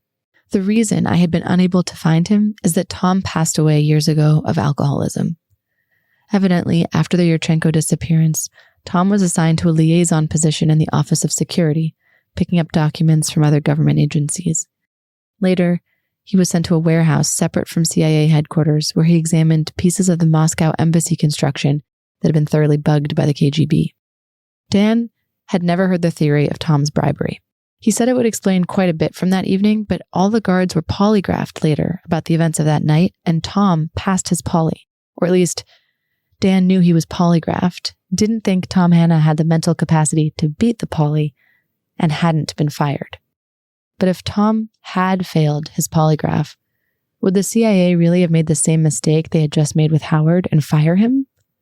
Wasn't it better to banish him to a non-sensitive job, say, sifting through chunks of construction in a warehouse in the middle of nowhere, rather than booting him into the cold where he would be a liability? On the other hand, it could very well be that Yurchenko just successfully manipulated Tom, and by the time he told Tom he'd be leaving and might not come back, Tom just panicked. In other words, maybe Tom was banished to the warehouse gig as a punishment just for having screwed up so bad. We may never know exactly what happened at that very strange and fated meal at Au Pied du Cochon, but at that point in the evening, as soon as Colin found out, he initiated a cascade of phone calls. Soon, a huge group from the FBI and the CIA was fanning out across the city in a feverish manhunt. Here's Mike Rochford. I was home and I got a call from one of the guards. I can remember. And he told me that they had this issue with Hannah. So we set up some kind of meeting with a bunch of the guards and a bunch of the bureau guys and a bunch of the agency guys someplace around the Iwo Jima. We meet there and we talk about what we're going to do, how we're going to dispatch and everything. So I said, okay, let's do this. I got a phone call that said, hey, Yurchenko's disappeared. And then it was kind of an all hands on deck kind of thing. Because we teamed up with the FBI and we were driving around everywhere, trying to see if we could identify him on the street, thinking that maybe he just got pissed off at us about something and, was going to be, I'll show you guys. So I thought he was just being temperamental like he always was and just playing out. Maybe he's at a hotel, maybe he's out walking, who knows, just out blowing off steam. Because don't forget, he was kind of almost a captive. I mean, every 24/7 around guards, never had a moment to himself, didn't have cars availability, didn't have a social life. It was hard. It was hard on him. The hope that this might just have been a cry for attention, however, began to dwindle as the search intensified through the night. And so we were scouring the streets, and it was usually one bureau agent, one CIA guy, in a car, and we were all over the place. Here's David Major. We alerted everyone when that happened. I know that every single lookout was alerted to this guy to happen. Everyone on the street was wandering the street, driving the crime, looking for him. We took the G's and we dispatched them around the crime, looking for him when he didn't come back. The G's is short for G-men, or government men, which is slang for FBI agents. We had all of HRT on surveillances at all the Soviet sites. Hostage rescue team. Hostage rescue team? Wow. Yeah. Wow. Yeah. In case he was kidnapped? No. We wanted to have a visual sight on the entrances to all the Soviet sites to see whether or not he walks in or is rushed in or pulled in or what. At least, you have to have people there and in place, right? And then we put people on the streets. We went into every bar in Georgetown, and every restaurant, and went to Arlington in case he crossed a bridge, and went to the cemeteries and churches to see if he was there. Because, he hinted at religious stuff and hinted at cemeteries and some kind of spiritual stuff. So, he used to say that he used to go to cemeteries. So we checked out cemeteries. He said he used to, hang out at cemeteries? I remember that night looking for him and getting everybody together, all the CIA and FBI guys, and we walked through cemeteries. We walked every place. Mike Rochford and I are both from the Chicago area. And so Mike and I used to talk about Chicago in front of Yurchenko, and Yurchenko had talked about how he would like to visit Chicago sometime. And so Mike and I thought he might have gone to Chicago. So I mentioned that to Mike, and Mike said, that's a good idea. And so Mike contacted the Chicago field office, and they had teams out scouring the streets in Chicago to see if maybe he had taken off. We were looking everywhere, trying to find him. Meanwhile, the CIA leadership was experiencing the drama as well. Paul Redman remembers the night clearly. We'll talk a bit more about him in later episodes, but Burton Gerber, who actually just passed away a few months ago, was at that time the head of the SE division, Paul's boss, and a legend in the clandestine services. Gerber held a high bar for his team with an exacting attention to detail and was known for his temper if that bar was not met. And to really paint a picture here, he had a passion for wolves, like wolf posters all over the walls of his office. Big member of the pack, loyalty first intensity about him. And on this particular evening, Burton Gerber was quite intensely not happy. My recollection, it's fairly vivid. Burton calls me at home, distraught. He said, I don't know what he said, Yurchenko's disappeared or something like that. And he was really, really upset. So I lived in Capitol Hill, which is the other side of town. And I knew where he lived. So I went over to his apartment. Now, I can't remember whether Rosalie had died by then, but he had a lovely wife who'd been sick with cancer forever. But I think she had died by then. So he's all alone in this big apartment up in Connecticut Avenue. So I go over there. And nobody knew where he was. Burton's really upset. So I sat there, and he had three bottles of beer in his fridge and drank them all, which you reminded me the next day. You drank all my beer. He basically held his hand. I don't remember anything except lots of phone calls back and forth about looking for him. And he was really upset. Milton Bearden, who was Gerber's deputy, remembered being home when he got the call. So I got the first thing I heard was I got a call from Burton Gerber. And he said, when did you see Yurchenko? I said, oh, God, maybe I haven't seen him in this week. And he said, I think somehow that bothered him, but he said he's disappeared. And I said, oh, shit. I said, what happened? And then I learned that he was in Georgetown, for Christ's sakes, like a 4-minute run from the Soviet embassy. Was there a hope at first that maybe he was just letting off steam, or I don't know? But maybe he's off letting off steam. Maybe he fell in love with Ruby Tuesdays or some freaking thing. No. I think that it was always the redefection thing. Yeah, so you kind of had that feeling from the beginning. Oh, sure. Oh, everybody did, by the way. Yeah. Nobody, I mean, there was a hope. Maybe somebody said, well, maybe he's just blowing off steam somewhere. I thought, yeah, right. Yeah. He wants to go to Georgetown to blow off steam. Yeah, it wasn't his character. And B, guess where Georgetown is? And you know who else gets a call? 23-year-old John Fitzpatrick, who happened to be the only guy back at the safe house in Coventry at the time. The last thing John knew, remember, was that morning Tom had left with Yurchenko just to run some errands. They left in the morning, 10 o'clock, something like that. And they were gone all day. And I did not hear a thing till I get a call late in the afternoon from someone at the security field office asking me if I'd heard from anybody. Had I seen them? Did they return? And I'm like, what are you talking about? And that's when I learned that Alex had left Tom in the lurch. And it was then explained to me that they had sort of scrambled the whole team and the FBI had activated and people were searching around DC trying to find where he was and where he had gone. I was told at that time, you need to collect everything in the safe house. We're going to pull it all out tomorrow.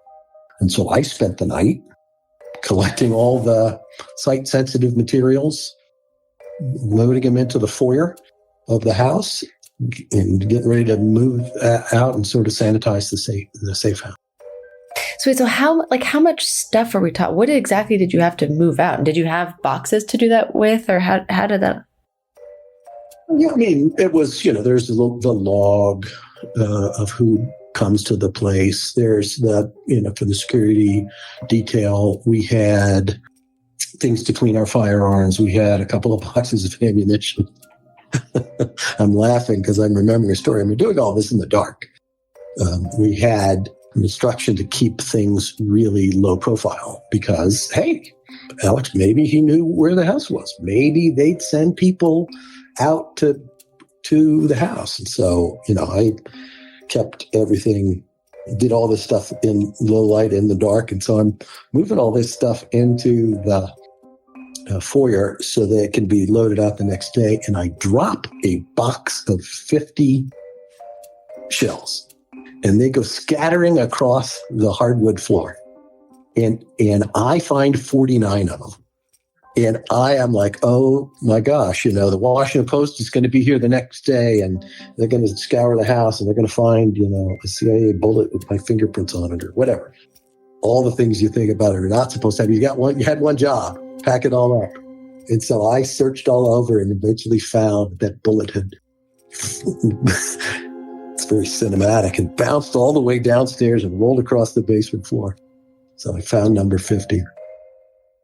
This was 1985, so the team had a Wang Alliance computer in the basement, a big, clunky thing the size of an entire desk, which had instructions, boot disks, and floppy disks that John had to clear out as well. Plus, there were all the clothes in Alex's dresser and closet, fingerprints, any indication that a team of people had been living there. If the press came, it was supposed to look like an empty rental. And all that was on John. Now, by this point, it's dark. It's late in the night on November 2nd in D.C. The teams hunting for Yurchenko are exhausted and losing hope. So it was at least 10 or 10:30, and I was wet, I was cold, I was hungry and thirsty, and I had to call up Burton Gerber, who was the division chief. So I talked to Milt Bearden first, and then Gerber got on the line and started giving me a hard time, and I just told him to F off. And, Mike Rochford was standing next to me. He practically fell over. You actually used the word? I absolutely did. Absolutely. And I was not happy. I remember Colin Thompson getting on the phone right at the Opie de Cachon, and he said something like, and it was either Gerber or Bearden, one of the two of them, and he said something like, well, we've already tried that. We don't know where the hell he is. Why don't you get your ass out here if you're so concerned about us? I thought, boy, Cullen's going to get fired. But so there's Cullen, right? I mean, doing the right thing. We spent the rest of the night, and finally at like 3 o'clock in the morning, we went down to the FBI field office in Buzzards Point. And we stayed there until about 4 in the morning talking, and then we finally all went home, and I got home about it. I think it was dawn was just breaking or would soon, and he was gone. Vitaly Yurchenko was gone. And then, 36 hours later, they finally found him. On national television.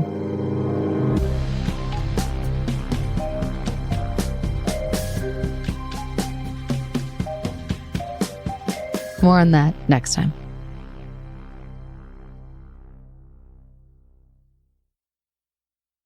The Redefector is a production of Waveland.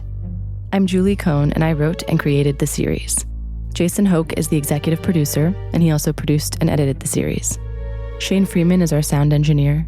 Additional production assistance provided by Leo Culp. Music by Robert Ellis. If you love the series, please make sure to leave a review and to tell a friend.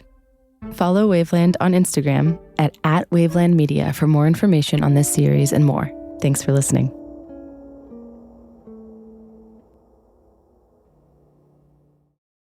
This podcast is intended for mature audiences. Listener discretion is advised.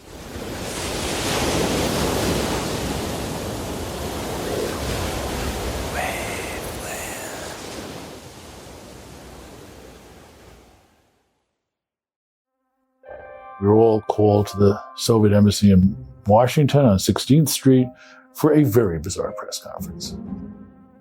This is Stephen Engelberg, the intelligence reporter in 1985 for the New York Times. I do remember thinking, oh my God, if this is real, this is unbelievable. If this is real, you got to be kidding. Oh my God. The feeling is just utter shock. I mean, I always say that, journalists are sort of, divided between frustrated novelists and frustrated detectives. I am not a novelist. If you asked me to write up a plot that was as crazy as the things I've covered, I couldn't do it.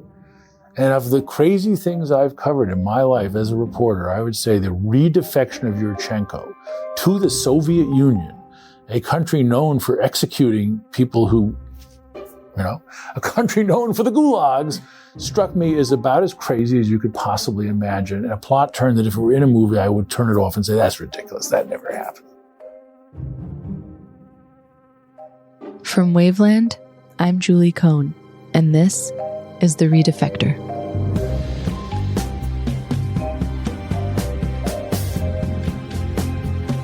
This is Chapter 7, Whiplash.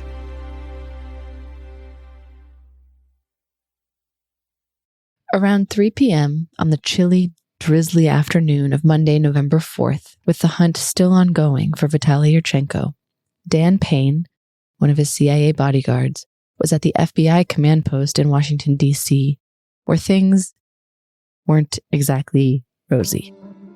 Of course, the FBI was a little pissed off at the CIA, because, again, he just walked away from his bodyguard. So needless to say, I took a little bit of flack in that room. But by and large, everybody was just trying to find him. Everybody was just looking for him. And then, of course, we started picking up the telephone calls. And the first indication that we got is when we picked up that the Russian embassy was starting to call reporters for a press conference at the Soviet embassy. When we heard that was our first inkling, like, maybe he's gone back. The rest of the Yurchenko team found out in various other places around the city. Rick, Yurchenko's original lead debriefer back in August, was studying Italian at that point in preparation for a new posting to Rome. Burton Gerber was the one to call and give him the news. Someone interrupted the Italian class and escorted Rick to the phone. Rick was shocked. I felt a true sense of panic, he recalled in an interview. Colin, his other CIA debriefer, and Paul Redmond, their boss, were back at CIA headquarters at Langley. Once they became aware that the Soviets were calling an emergency press conference, the agency officers waited, dreading. They had a sense that all hell was about to break loose. Then at 5 p.m., some 50 reporters made their way, shocked and excited, into a crowded room on the second floor of the Soviet embassy in Washington, where they had just been mysteriously summoned. When a high-ranking Soviet defector redefected to the Soviet Union. He is Vitaly Yurchenko, a former KGB officer who came over to the American side in August. Viktor F. Isakov, the Soviet embassy counselor, introduced Yurchenko, calling him a high Soviet diplomatic representative. I don't know. Sorry, that's just funny to me because he's so clearly KGB at this point. Like, why the charade? But whatever. Okay. They both sat behind a long table, and a translator sat to Yurchenko's right. Isakov opened the conversation. As everybody knew, Yurchenko had allegedly come to the U.S. for political asylum. Vitaly said he was worn out by being forced to speak English for so long and would be proceeding in Russian. His translator kicked in, so you'll hear Vitaly in the background. While on a business trip in Italy, I was forcibly abducted in Rome by some unknown persons. Unconscious, I was brought from Italy to the USA. Here, I was kept in isolation, forced to take some drugs, and denied the possibility to get in touch with official Soviet representatives. Only on November the 2nd, due to the momentary lapse of attention on the part of the persons watching me, I was able to break out to freedom and come to the Soviet embassy. Though he looked unharmed, and actually he was a little sun-kissed from his trip to the Southwest, he complained about the terrible conditions of his imprisonment. According to the author David Weiss, Yurchenko, quote, appeared highly agitated, nervous, and hyperactive, and he seemed to want to keep talking. As Yurchenko continued to disparage the CIA, he called Colin Thompson out by name, saying he was a psychologically sick person who was a veteran in Vietnam. He was wounded. It seemed to me he was a killer too, adding, Thompson hated all humanity. At the CIA, Colin and other members of the SE division watched the CNN broadcast in stunned silence. I was still exhausted. I have to be honest that I wasn't all that unhappy that he went back because I needed help and I wasn't getting it. I was tired. And I went in and they had a television set up in one of the conference rooms to televise the press conference. And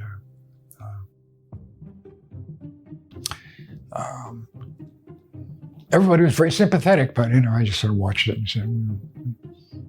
And then, almost instantly, those who had been read in on Yurchenko's case had an icy realization.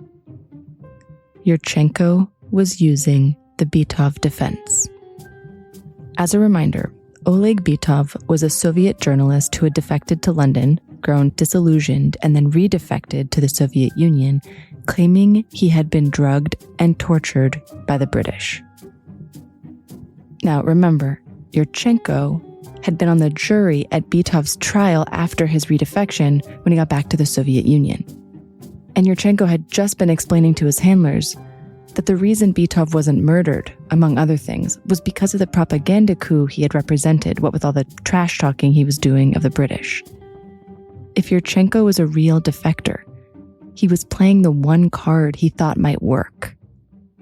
Though, you could also argue, if he was a plant, he was doing just what he had hinted would be his only option.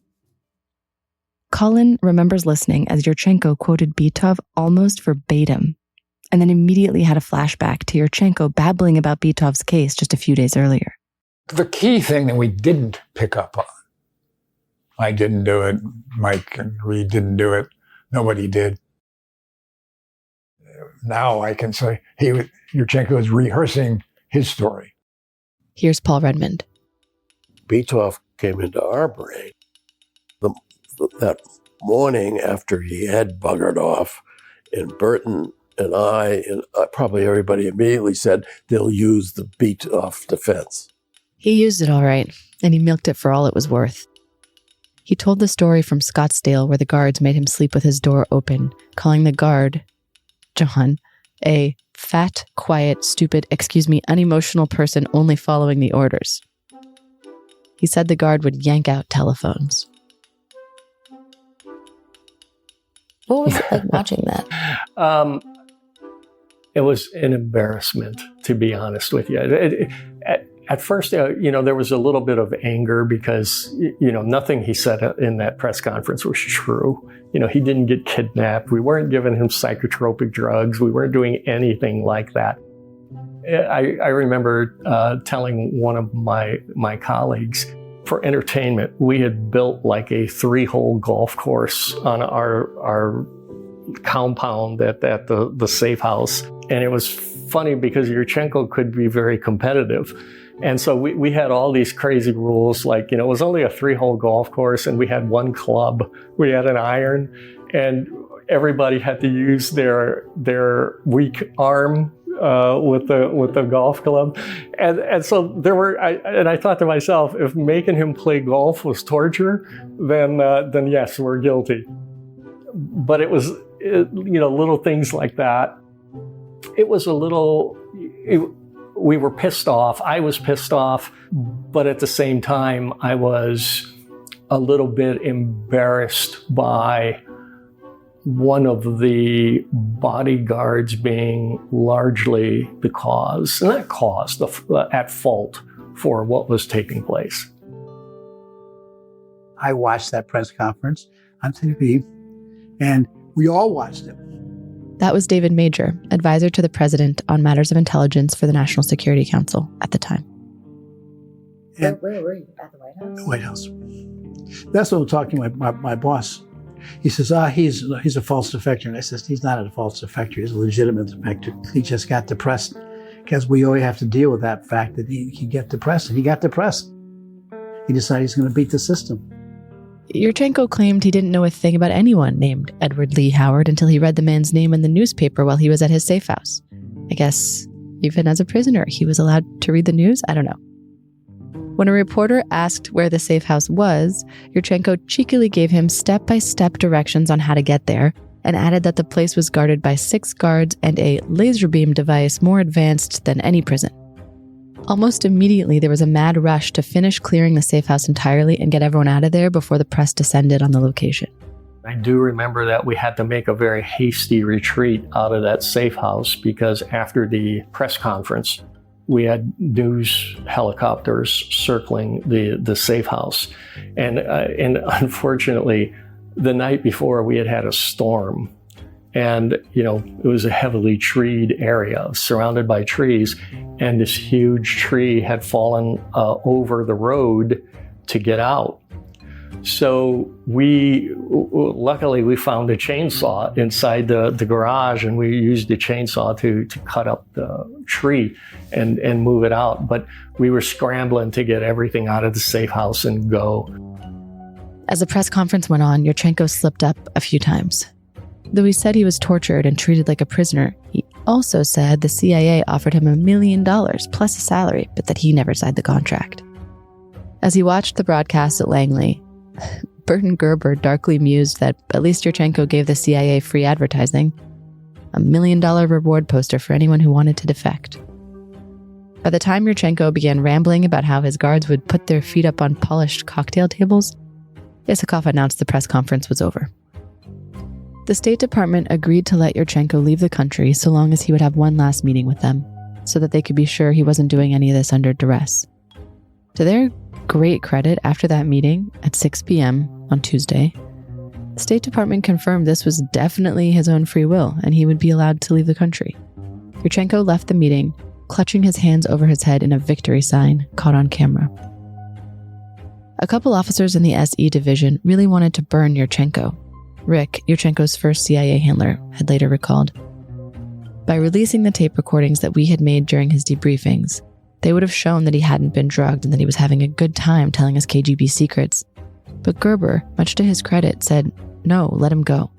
The agency had gotten everything it wanted out of Yurchenko, and we weren't going to pull a trick and betray him with the tapes just because he was heartbroken and wanted to go home. It was the decent thing to do. Questions. What do we do if he decides to go back? Gotta let him go back. You don't want to. You can talk to them, you can persuade them, but you can't do anything physically to them. Now, the only people who Yurchenko never mentioned in his press conference were Reed and Mike. He had nothing bad to say about the FBI, actually. And for his part, Reed Brose was understanding of Yurchenko's redefection. His going back to me was to protect his family. I thought he was very shrewd. Shrewd, you said? Yeah. And in a lot of ways, I was happy that he did it. Really? Yeah. Because had he not, his family would have suffered. And that's why he went back, to protect them. And he was a true deal. He came back. He wasn't anybody's plan. He came on his own. I'm definite about that. That evening, a Soviet diplomat in D.C. went for a long jog. His name was Valery Martinov. He was young, in his mid-30s, was in a committed and loving marriage, and had a son and a daughter on whom he doted. He was often seen playing with his children at the Soviet Embassy's Chesapeake Bay complex.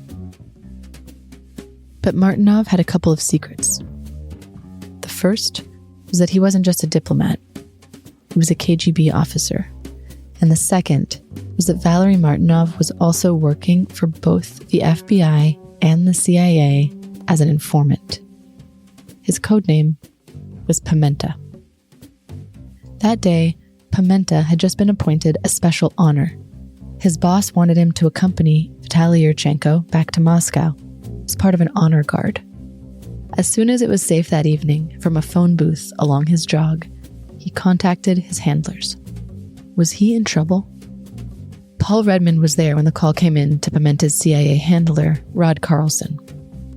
I was in Rod's house.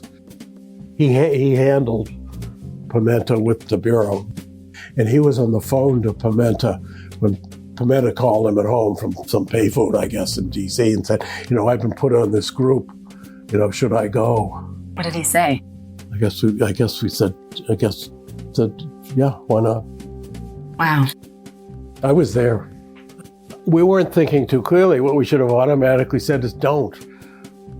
But the problem was Howard. There was no way Howard, by that time, would have known about it.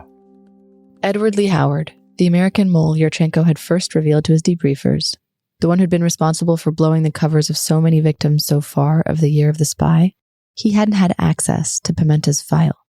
Though there was no guarantee that Howard hadn't heard about Pimenta somehow in passing, there was reason enough to believe that wasn't the case. See, Ed Howard had been fired in 1983. He had begun providing intel to the Russians in 1984. Pimenta had just gone back to Moscow at the beginning of 1985 on home leave. So if Howard had ratted on Pimenta, the KGB would have known about his betrayal by the time he had been on home leave, and they would have arrested Pimenta back in Moscow. At least, that's what the CIA thought. On November 6th at 4:15 p.m., Vitaly Yurchenko climbed up the stairs of an Aeroflot flight at Dulles International Airport. The FBI had asked Mike and Reed, Yurchenko's FBI debriefers, to park their car on the tarmac within view in case Yurchenko had a change of heart. Yurchenko strode defiantly toward the plane, then climbed the stairs. When he saw Mike and Reed, he smiled and he waved at them.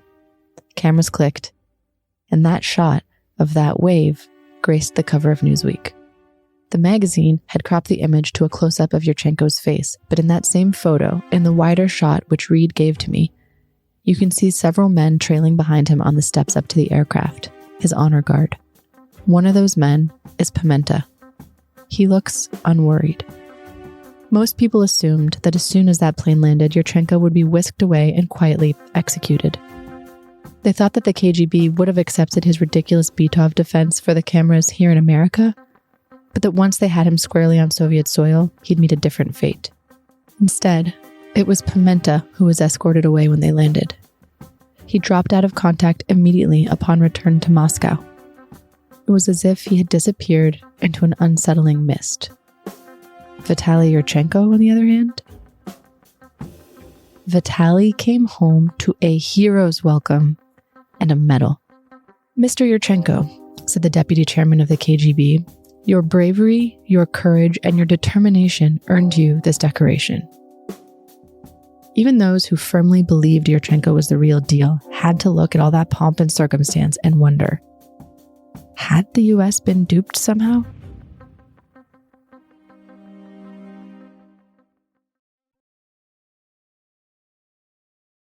Everyone. The press, cartoonists, late-night hosts, congressmen, many people in the CIA, the FBI, the NSA, and the White House began to take a look back and question everything. And this is where the chicken feed theory starts to really pick up heat. Remember how in episode 3, we talked about how sometimes double agents pack up their lies and a lot of, usually low-level, harmless truth? It's supposed to have just enough nutrients to count as food, just enough to throw an enemy off the scent that the agent they think they're handling is actually playing them. Well, pretty quickly, people started to question how much of Yurchenko's revelations, bombshells though they were, may have been chicken feed.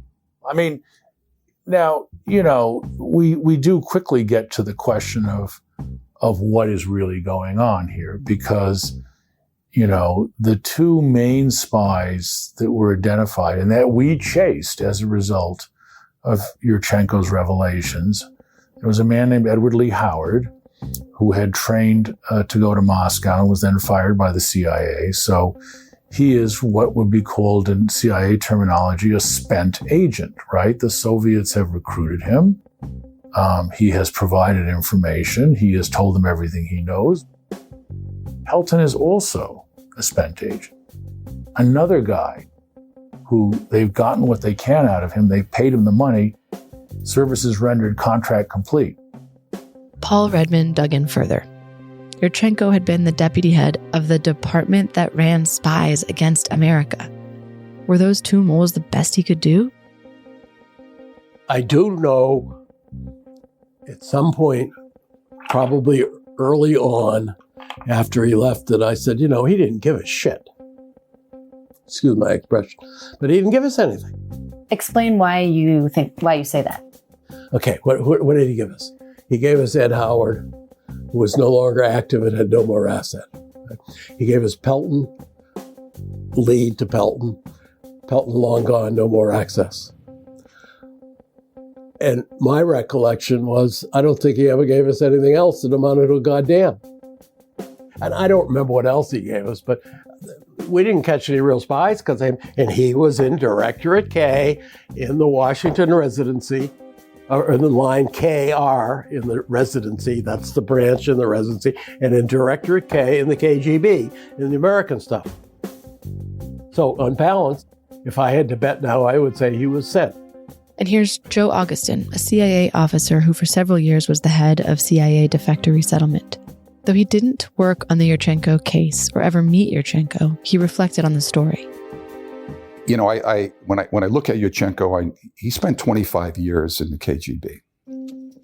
25 years. And what did he do in the KGB? He was deputy in the first chief directorate, which was responsible for activities in the United States. And he did disinformation, and he handled dangles. A dangle is when you put somebody out to dangle in front of a foreign intelligence service, even though they're working for you, but you want to. And he handled dangles. And then all of a sudden, he comes to the United States.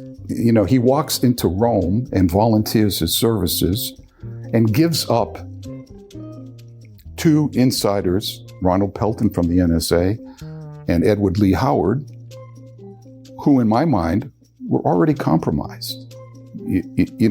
Edward Lee Howard was already kicked out of the agency at that time. So in my mind, what did he give up? He really didn't give up very much. And, so the argument is, and the theory that I subscribe to, is that he was a plant. Senator William Cohen, a member of the Senate Select Committee on Intelligence, said Yurchenko's defection to the CIA seemed too convenient.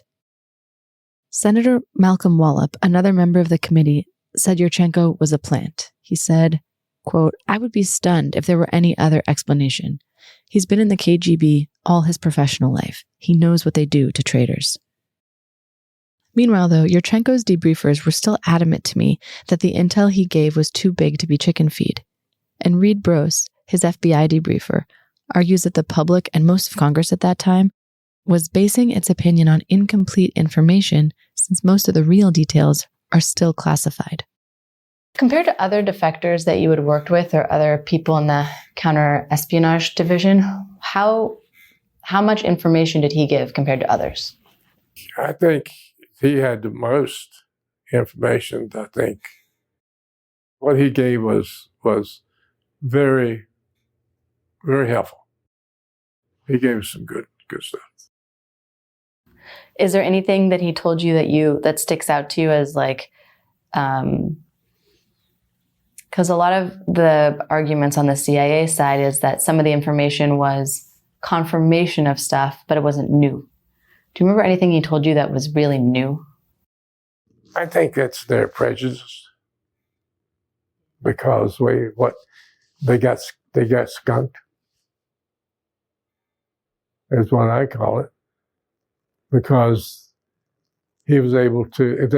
They've tried to play him down. Reed believes that the CIA's treatment of Yurchenko is what drove his redefection. So downplaying the intel Yurchenko provided while he was here, curating it to seem less impressive, that was just the CIA covering its ass. The CIA blew this case apart. I mean, they're the ones that messed up. Vermont Senator Patrick Leahy, then the vice chairman of the committee, described the train wreck of the Yurchenko story at that point pretty well. He said, "You either have got a defector who was allowed to just walk away under circumstances that I still can't accept and cause a significant embarrassment to the United States, or you have a double agent who was planted in the United States, and then you have a far more significant embarrassment. You have an out-and-out calamity. No matter what, something is wrong." Meanwhile, the press is having a field day. Remember Dave Richardson, the clerk back at Powell's furniture store near the safe house at Coventry? Well, Dave and Mr. Powell, the owner of the store, both recognized the image of Yurchenko at the press conference when they saw him on TV. He was the supposed lawyer they had sold so much furniture to. Mr. Powell called the local paper to tell them this guy was not the mistreated prisoner he claimed. They had watched that Russian willingly pick out furniture for his home and knew the CIA had spared no expense. Mr. Powell was watching the news and they showed a picture of him. That was it. Mr. Powell recognized it. He called the news media locally and let them know he knew who that was. He told them who it was. They'd been in the store, and that's when the story broke into Fredericksburg paper, and then I think it went off from there. I was getting phone calls from news media sites, and I remember getting calls and they were interrupting business.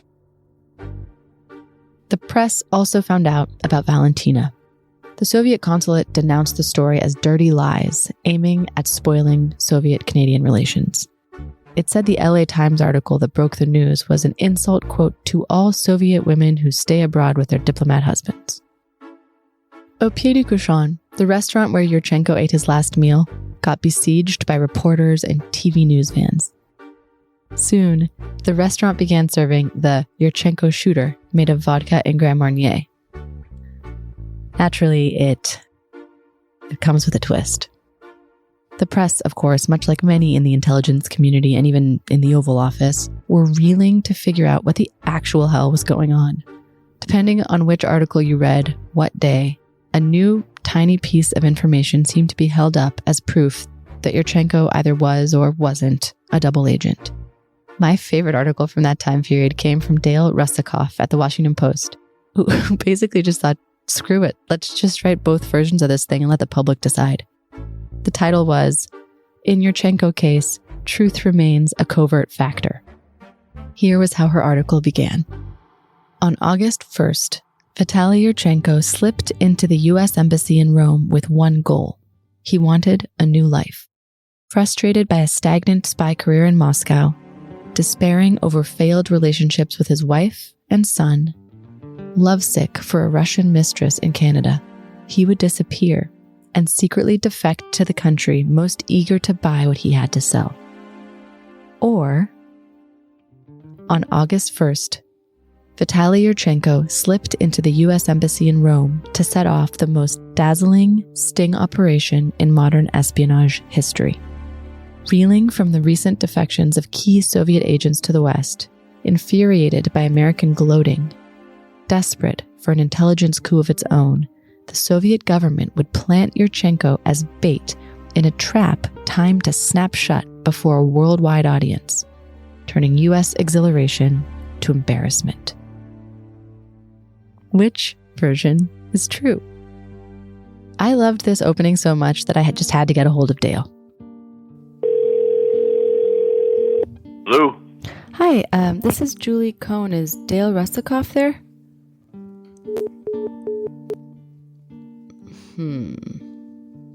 I really wanted to talk to her.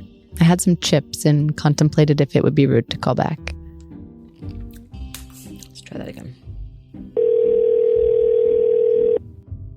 To be fair, I called the Russakoffs' landline, and who calls landlines except phone bankers reminding you to vote or like telemarketers? A second call really paid off. Yeah, my name is Dale Russakoff. I was a national staff writer for the Washington Post. Dale was great, and she enjoyed remembering the chaos of that time.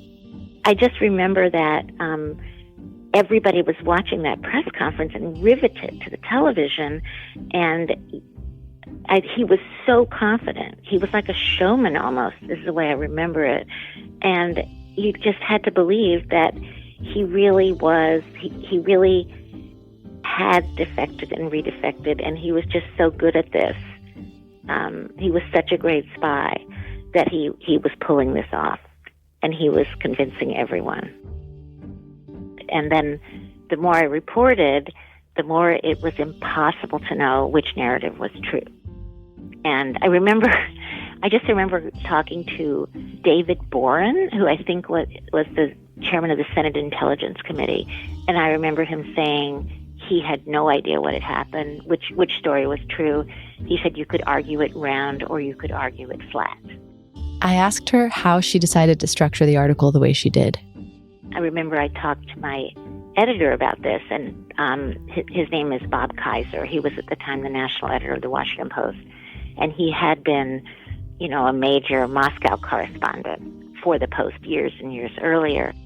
But we had a long talk about, how to write the story, and he suggested, the only way to try to understand this is to call spy novelists and ask them what they make of it, and what would be the motivation of somebody to defect and then redefect, and what would be going through the mind of someone who was actually drugged and taken into U.S. custody, And so that was, we went through, I don't even remember which spy novelists I called, but that was a lot of, of how I thought through the story, because it just felt like, how do you know?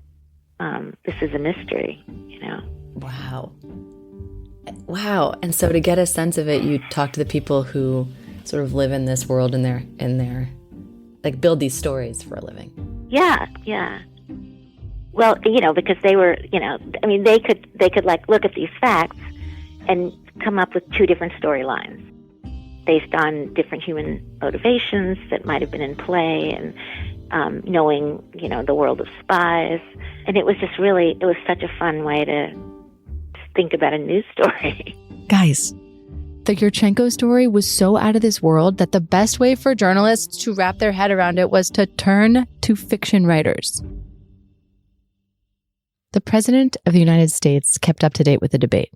Secretary of State George Shultz thought Yurchenko was a legitimate defector who had changed his mind, and David Major, Director of Intelligence at the National Security Council, agreed. He was, and still is, sure Yurchenko was the real deal. I think he's legitimate. For one thing, there had never been a fake defector to the United States, nor, by the way, has there been since anyone's knowledge.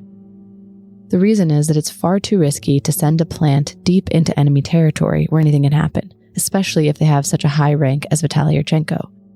First, what if they get truth serumed?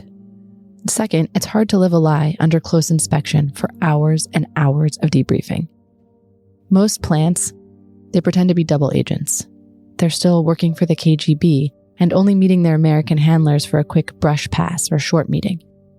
It's much easier to lie in a letter or in abbreviated encounters. But for a defector to be a plant means to live inside the US, inside a safe house 24/7 with CIA personnel watching your every move. To David Major, it just didn't make sense. Still, when David debriefed President Reagan on the news, like Dale, he faithfully told both sides, including his own opinion. I told him everything I knew about the case, like I told you. Who he came from, what we know about him, what it could have been, what the implications are if it's true. If what's true? If he is bona fide or not bona fide. The implications of... So you gave him both versions? Yeah. And you said you don't think... I think he's legitimate. But the president was a bit coy during an interview on November 6th with representatives of the wire services. Reagan basically describes Yurchenko's intel as chicken feed. Well, actually, the information that he provided was not anything new or sensational. It was pretty much information already known to the CIA. Oh, really? So that would tend to support your thought that perhaps this whole thing was cooked. If you want to take it that way, I'm not going to comment on that one way or the other. Would you say you're perplexed by it? Yes, I think anyone is perplexed by this. I think it's awfully easy for any American to be perplexed by anyone that could live in the United States and would prefer to live in Russia. But to all the hundreds of people who were claiming, or in the president's case, kind of hinting that Yurchenko might be a plant, why? To what end? Here's Paul Redmond. Why did they do it in the value? Very simple. To distract us, confuse us, as we were trying to find who the spy was. By this he means to distract the CIA while it was trying to find the real reason, potentially a mole, for the dead bodies of the CIA's Soviet assets that kept piling up that year. And if that was the case, did it work? Well, it did in a way because it kept us busy as hell, and then we were under attack from everybody except the Red Cross for 6 months afterwards of how we screwed it up. I mean, sure it did.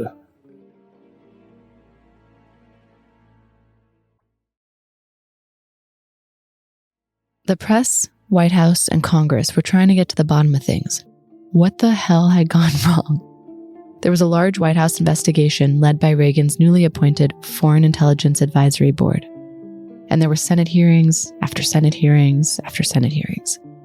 It was actually Paul Redmond's first time ever testifying at a Senate hearing, and he remembers it because it's the day his family finally learned what he did for a living. And there must have been 75 reporters there with cameras, right? Okay? I was undercover. Paul had told his parents and his sister that he worked at the State Department. It didn't want her or my parents to worry about it. Right? And she thought I told her the State Department. So I'm all over friggin' national television. Her friends are calling up saying, your brother's from the CIA. He said, no, it couldn't be. He says he's working the state. She's never forgiven me. We talked about it 2 months ago on her birthday. She's never forgiven me. He had also told his wife, Catherine, that he would be on the news. They spoke about it afterward. Somewhere along the line in that conversation of maybe it was the next day, I don't remember. Catherine said, you were on television. And I said, well, how'd I look? She said, fat. I'm sorry, I'm telling you what I remember. Right? Paul remembers that in addition to the scrutiny from Capitol Hill, from the press, from within the agency, and even from his wife, apparently, there was also significant pressure from the CIA's allies internationally. Every Christmas time, the heads of the European services, the French, the Italians, the Brits sometimes, come to America to see CIA. I suppose they see the Bureau. And I was always trotted out to tell them about how bad the commies were. We got to work together, that crap. The Italians were fun. Well, the French, the general comes, I can't remember his name, about this stuff. And he was being squired around by somebody from the French branch of the DDR named Dick Kahane, fabulous guy who the French knew. I mean, he had native French, and he'd served in Paris. Anyway, so the general comes in, and he didn't want to talk about recruiting commies. He said, he sat down, and said, "This is a disaster. This is a catastrophe for the Western world. You stupid Americans. How did you went on and on, how did you let Yurchenko get away?" It was a huge flap. Stupid American, disaster. And Kahane, who I love, almost hugged me, said, "We were doing just fine till we took him to a French restaurant." In fact, the shitstorm Yurchenko left in his wake left Paul Redman with a very clear opinion on the matter.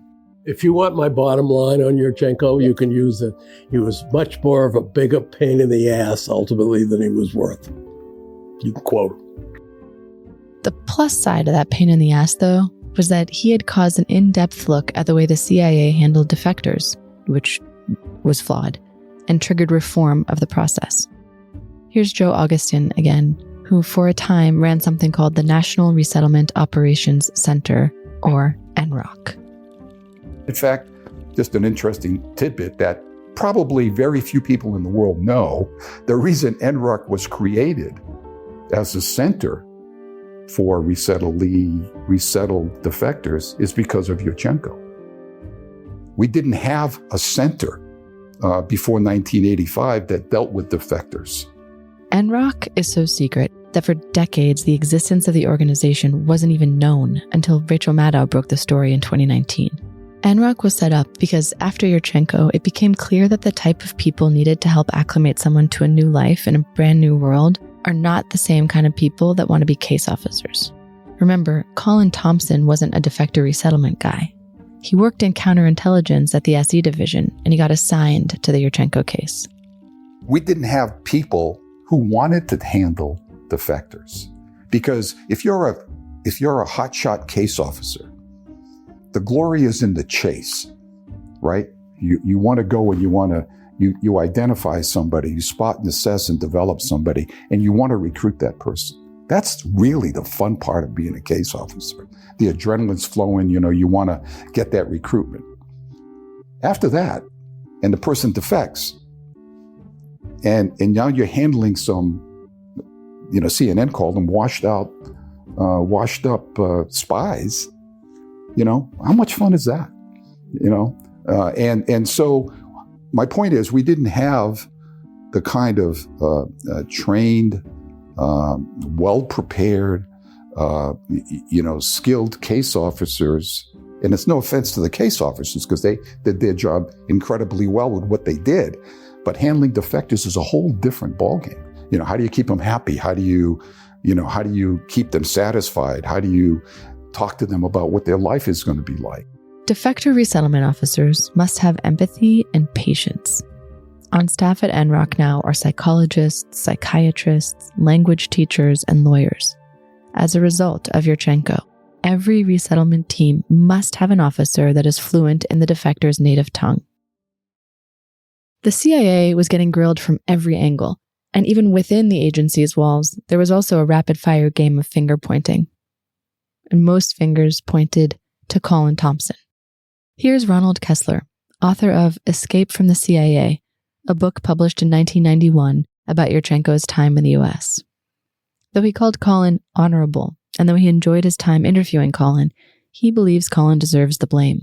Well, he was in charge. He was the number one guy. So what? I mean, he reported to a lot of people who, it's not like he was operating in a vacuum. I mean, what I'm saying is like his bosses, their bosses, everyone knew what was going on. That was part of the whole shtick with the CIA, but handling of defectors. But, through his own words, you can see in the book that he considered Yurchenko to be a pain in the ass. He would say that. Yeah. So I don't think he would argue with that. That's true. So I don't think, there's any way for him to wheedle out of this. I was curious if Mike Rochford had any opinions about what might have been done differently, and I mentioned my conversation with Kessler. I know he doesn't like Colin. So, Grady, he's still on Colin? He's still... Come on. That's been, 39 years? Colin had a tough time. I don't know. I don't blame him. I used to blame him when it first happened, and then I realized that's kind of stupid. It's not, When you're young and egotistical, you look for people to blame. Mike remembers speaking to Chuck, Yurchenko's psychologist. Because I remember talking about, why did he go back? And he said, it's not your fault. He says, it's not the debriefer's fault. Mike was interrogated by the president's Foreign Intelligence Advisory Board, who seemed to really have it out for the CIA. And we tried to say, look, yeah, there were mistakes made. There were people that weren't sensitive to him. And we're going to tell you that we were real sensitive to him from the Bureau. But on the other hand, he was kind of a pissant. So he was a tough guy to deal with. And so you're not going to roll over and give him everything he wants. That would be stupid. When things were going well, up until Vitaly Yurchenko's disappearance on November 4th, everyone wanted credit. The Yurchenko case had taken a village. But after his redefection, as soon as the swelling began on the CIA's black eye, it's amazing how suddenly Yurchenko became the responsibility of just one or two people. Yurchenko having gone back, my stock went down to the floor someplace. I'm not saying Colin couldn't have handled things better or had better rapport. He could have. Although, look, if Yurchenko was a plant, Colin could have been Mother Teresa and it wouldn't have mattered. But if Yurchenko was a real defector, it just wasn't one man's fault. Yurchenko's spirit was first broken when his name was leaked to the press, which was Bill Casey's doing. Next, when Valentina rejected him. Then, when the FBI asked him to testify in court against Ronald Pelton. And lastly, when he thought he'd need to also testify in the Shadrin case. None of that was the work of Colin Thompson. Reed thinks these were all traumatic moments that, had Yurchenko felt welcome and appreciated in America, he might have been able to overcome. It's hard to know that for certain. What is clear is that his undoing had taken a village. And yet, right after Yurchenko's redefection, I wasn't welcome in Gerber's house anymore. Say that again. I wasn't welcome in Gerber's house anymore. Burton Gerber was the head of the SE division at the time and a legend in the clandestine services. He passed away just a few months ago. Gerber was angry at the mistakes made in Yurchenko's handling, at the redefection. And to be fair, I'm not sure Colin telling him to go screw himself that night had helped too much either. He had been given the Yurchenko case as a gold star, told it would help him with a promotion, and now Yurchenko's redefection had effectively ended Colin's career in clandestine services. So I was surprised to learn that Colin spent his last few years at the CIA in the Office of Defector Resettlement. What was the thinking like when you went into that line of work? Was there something that you were trying to? Yeah, I needed a job. I hadn't figured out that I wasn't totally convinced that my career was finished. I certainly wasn't welcome working for Gerber. He didn't like me and I didn't like him.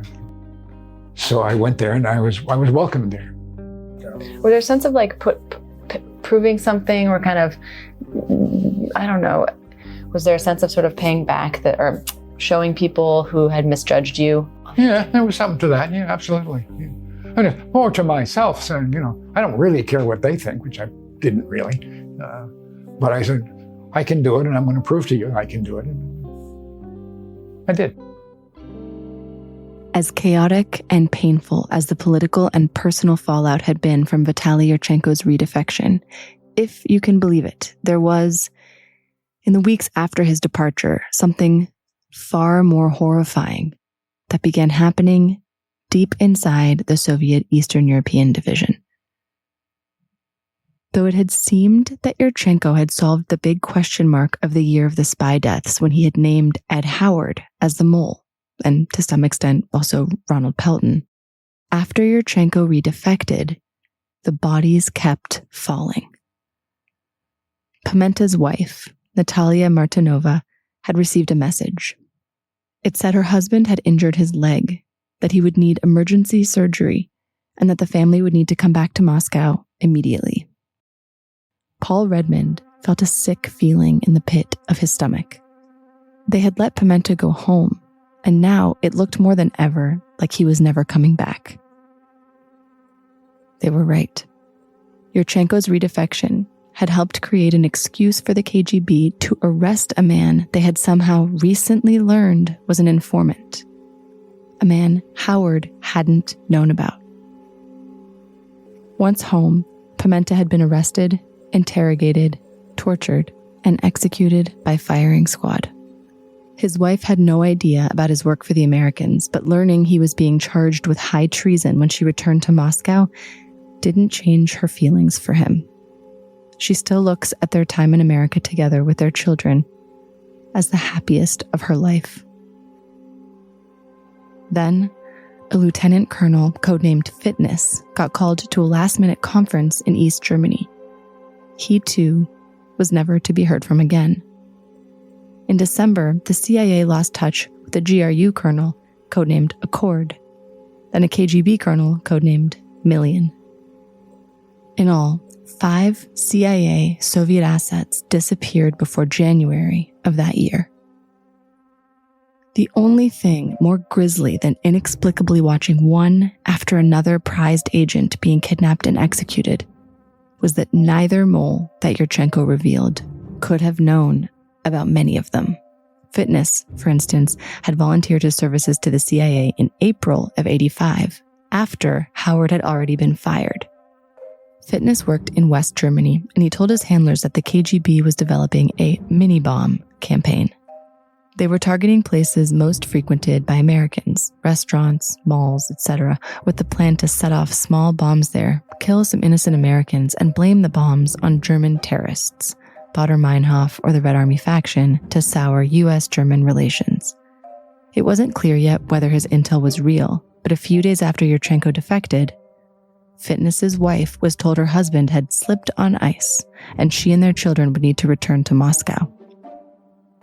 Fitness had been compromised, arrested, and then shot in the head, which meant that whether he had intended to be or not, Yurchenko was, in fact, a huge distraction, while elsewhere, and no one knew where, there was definitely still a leak. One that was dripping blood. More on that next time.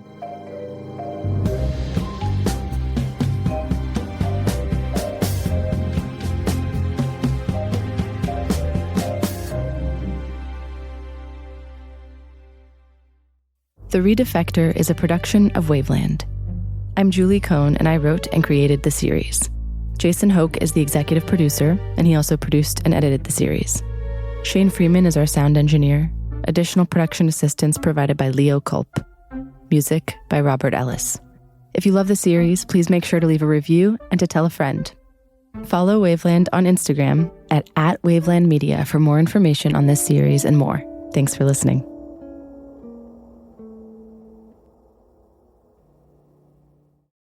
This podcast is intended for mature audiences. Listener discretion is advised.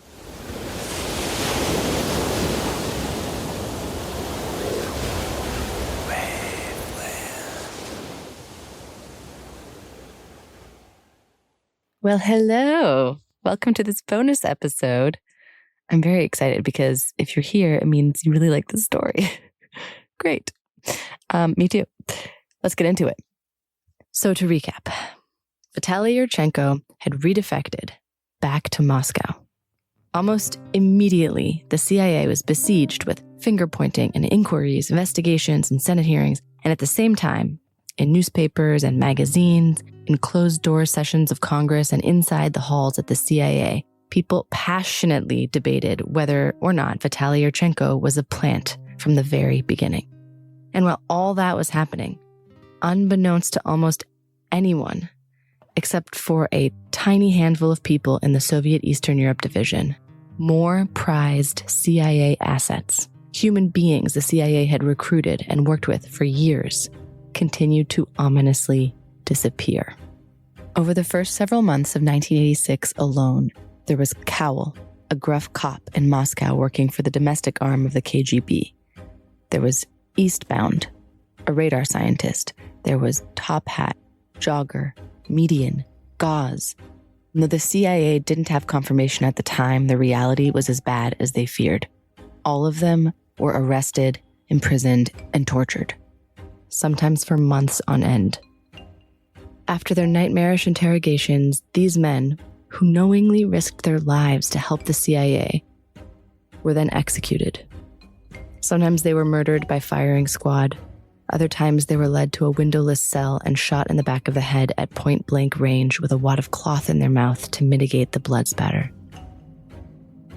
3 of the new victims could not have been known to Edward Lee Howard or to Ronald Pelton, the 2 moles that Vitaly Yurchenko had revealed to his handlers. Which meant that although back in August, Vitaly Yurchenko had seemed to have given the CIA the answers to his losses, those 2 moles he revealed didn't tell the whole story. Whether he had purposely held back or whether there was another leak he hadn't known about. In either case, the bottom line remained the same. That other leak was still out there, costing lives. For obvious reasons, the SE division was going to have to find that leak. And as for Yurchenko, it would be impossible to know if he had been sent to protect that leak if the CIA didn't know yet what or whom it even was. And as the SE division leadership was busy mopping up blood, so to speak, and before they could even begin to find what was causing the carnage, 2 different new Soviet officials walked in, each offering their services to the CIA. Right away, there was a panic that set in. The CIA had to keep these new walk-ins alive. But how, without knowing where that leak was? One of them, known as Mr. X, offered up a potential answer to the problem right away. From Waveland, I'm Julie Cohn, and this is The Redefector. This is chapter 7.5. It's hard to find a leak.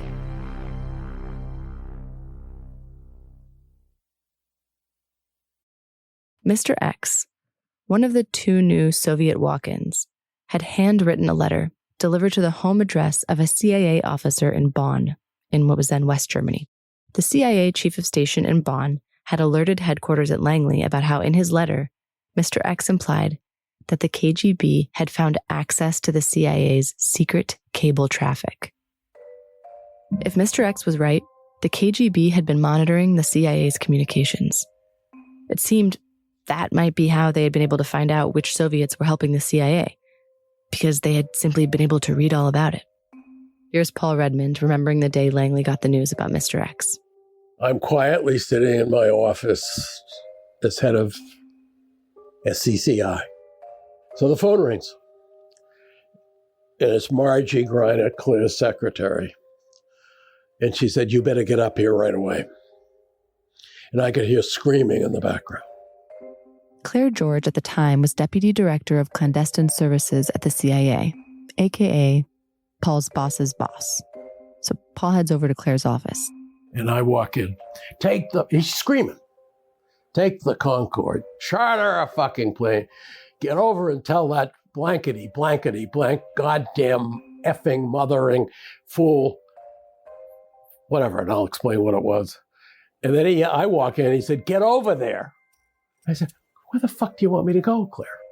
Claire thrust a piece of paper in Paul's face, a message from the chief of station in Bonn detailing the revelations of Mr. X. Which, that was a big problem, that this man had messaged about how potentially Langley's messages were being hacked. I mean, you hate to see it. Claire I thought he was going to have a heart attack.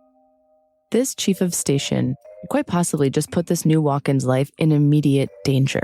And someone needed to warn him of that right away without using a single communication line to do it. Paul Redmond met his secretary in the hall, who, having overheard the commotion, already had his jacket, his passport, and an envelope full of cash in her hands. Paul jumped in a car and headed straight to the airport. In fact, it all happened so fast that he and his wife still debate whether he even remembered to call home to say he'd be missing dinner. So I get to Dulles. It was, I don't know, maybe a half an hour to, closing the doors or something. And there was no line at the check-in. I had nothing except my blazer and a whole bunch of money in my pocket, and said, I gotta get on that flight. And he says to me, "Do you have any luggage?" I know, I look like I have any luggage. So I drink my way across the Atlantic, as I always did.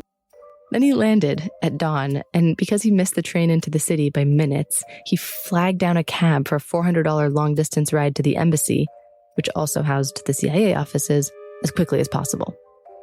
And I walk in the door, and there is on his desk, he's releasing another cable saying, "What are you going to answer?" I said, "John, please don't send that, and I'm your answer, and don't go back to Washington for a couple of years." The apoplectic state of the deputy director of clandestine services, the emergency jet to West Germany, and the immediate removal of the man who had been so careless, it was indicative of how high the tension was about the losses that had started in early 1985. Members of senior leadership, and particularly of those in the SE division, felt a deep sense of loss. Many of those assets had become true friends. At the time, the head of the Soviet East European division was a man named Burton Gerber. Previously, Gerber had worked as the CIA's chief of station in Moscow, and he felt an incredible personal responsibility for the safety of anyone who worked for the CIA. I mean, everyone did, but Burton in particular. He just passed away a month ago, but even into his 90s, I heard he still lit a candle at Mass for each asset who died under his watch. The mistake of the chief of station in Bonn made him livid. It became clearer than ever that new, much more stringent safety protocols needed to be devised and implemented ASAP at Langley and in the SE division's field offices all over the world. This episode is all about finding the leak, the source of that blood. But before he could even do that, Gerber had to staunch the bleeding, put on a tourniquet, seal up the SE division's internal communications tighter than ever before to keep the new walk-ins safe. He cracked down on secrecy and compartmentation of information, and he instituted intense new safety protocols. It would be the beginning of what was quickly to become known as Gerber's draconian compartmentation. For one thing, there would be absolutely no cable traffic about any new assets. CIA handlers would travel to meet with their sources in person. The handler would type up meeting notes on an air-gapped, custom-built, steel-encased laptop, encrypt those notes, and then bring the laptop back to headquarters in person. At the same time, Gerber created the so-called back room, a windowless, nondescript, always locked office where all communication about news sources was handled. Burton Gerber appointed Sandy Grimes, one of his most thorough, trustworthy officers, to run the back room. And at first, Sandy brought in only one other person to help, Diana Worthen. The two had worked together before and trusted each other's integrity and work ethic implicitly. The work inside that room was so secret that not even the people in the adjoining office knew what it was that the women were doing. Over time, Sandy added a few more colleagues to the back room, all veteran officers, quiet, hardworking, trustworthy, often overlooked, and all women. At that time, in the mid-'80s, swashbuckling and career climbing was considered the purview of the men at the agency. Analysis, particularly this painstaking level of paperwork and quiet filing, was considered more of a woman's job.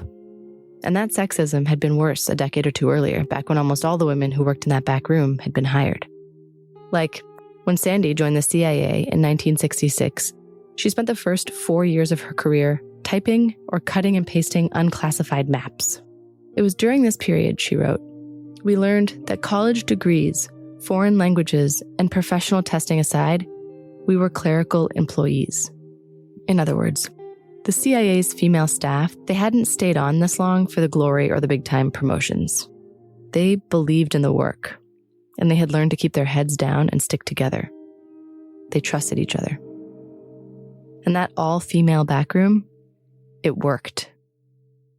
Because of the new compartmentation, the new assets stayed alive and safe. The tourniquet was officially on. So now what about that wound? If Mr. X was right, they had to check the communication channels for that leak. To be fair, they had already begun testing them before Mr. X walked in, but they really doubled down on their efforts. How? One of the methods that they used was called a canary trap, named for canaries that are sent into coal mines that would alert miners, by dying, if there was deadly undetectable gas. And it went like this. Okay, there was a Soviet general in Nairobi who was evidently a real schmuck, and everyone in the CIA kind of hated him. Milt Bearden, the deputy chief of the SE division at the time, flew to Nairobi and started sending messages back to headquarters about how that general had just walked in and volunteered his services to work for the CIA, which was not true. Then, back at Langley, Paul Redmond would write fake responses, and then they waited to see if the schmuck would be arrested. Then, when he wasn't, Bearden would send more messages, each time casting the net wider, sending the info to more and more people. This went on for so long that... And I got really, really sick of, I ran out of crap to make up. So I just started punching in numbers so it looked as though it was super deciphered. Much to everyone's dismay, nothing ever happened to the much-hated general. Meaning, the KGB wasn't intercepting those messages. Paul ran several other communication tests from various other locations, including Moscow, and nada. Okay, now the communication seemed secure, and the news sources were safe.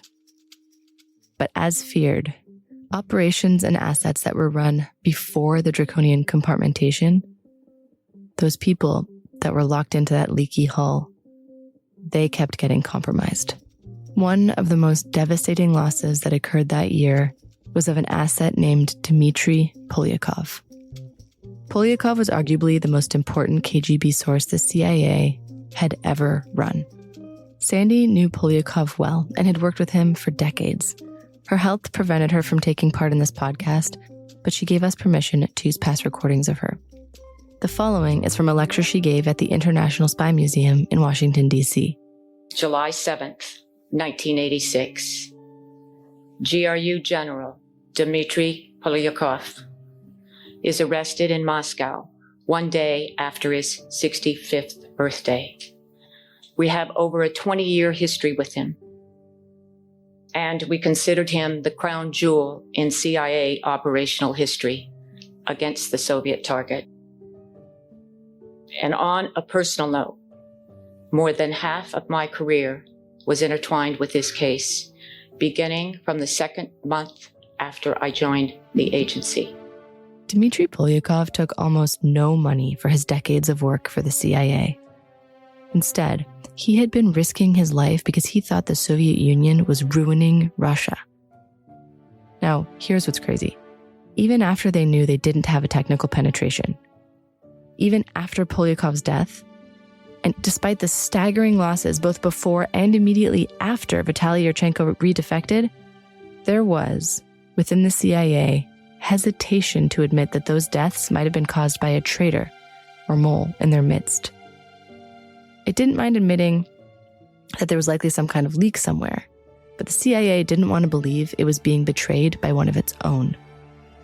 Paul Redmond was one of the few who did not share that hesitation and was getting particularly frustrated with the agency's reticence to assemble a special task force. It just kept adding up, and I had a guy named John Riley who worked with me to do an actuarial study of how long KGB officers survived working for us, and it was months, Brad. And so I started making a stink. Okay, remember Dan Payne? You've known him until now as one of Vitaly Yurchenko's bodyguards. But after Vitaly left, Dan changed jobs and began to work in a secret office that handles internal mole hunts and special investigations.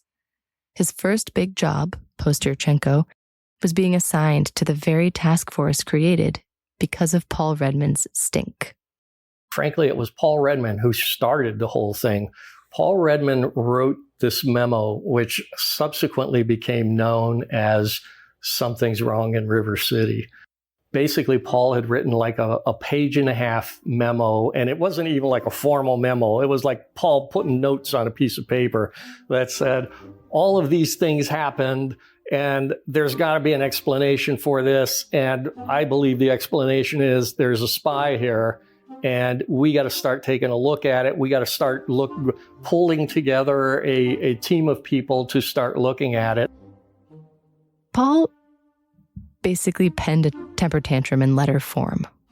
The KGB is wrapping up our cases with reckless abandon, he declared. According to the author Pete Early, Redman infused it with the fire and outrage of a Bible-beating evangelist and went on record boldly stating that he believed the department had a mole. Paul's superior, the chief of the counterintelligence staff, started a task force to look into the losses. To head it, he called in a woman he had worked with in the past, known for her encyclopedic knowledge of the KGB and of the CIA's Soviet assets. She was an old battle axe named Jean Verdefay, who was very intelligent, dressed like a librarian, had no spouse, no kids, and kept her distance socially from most people.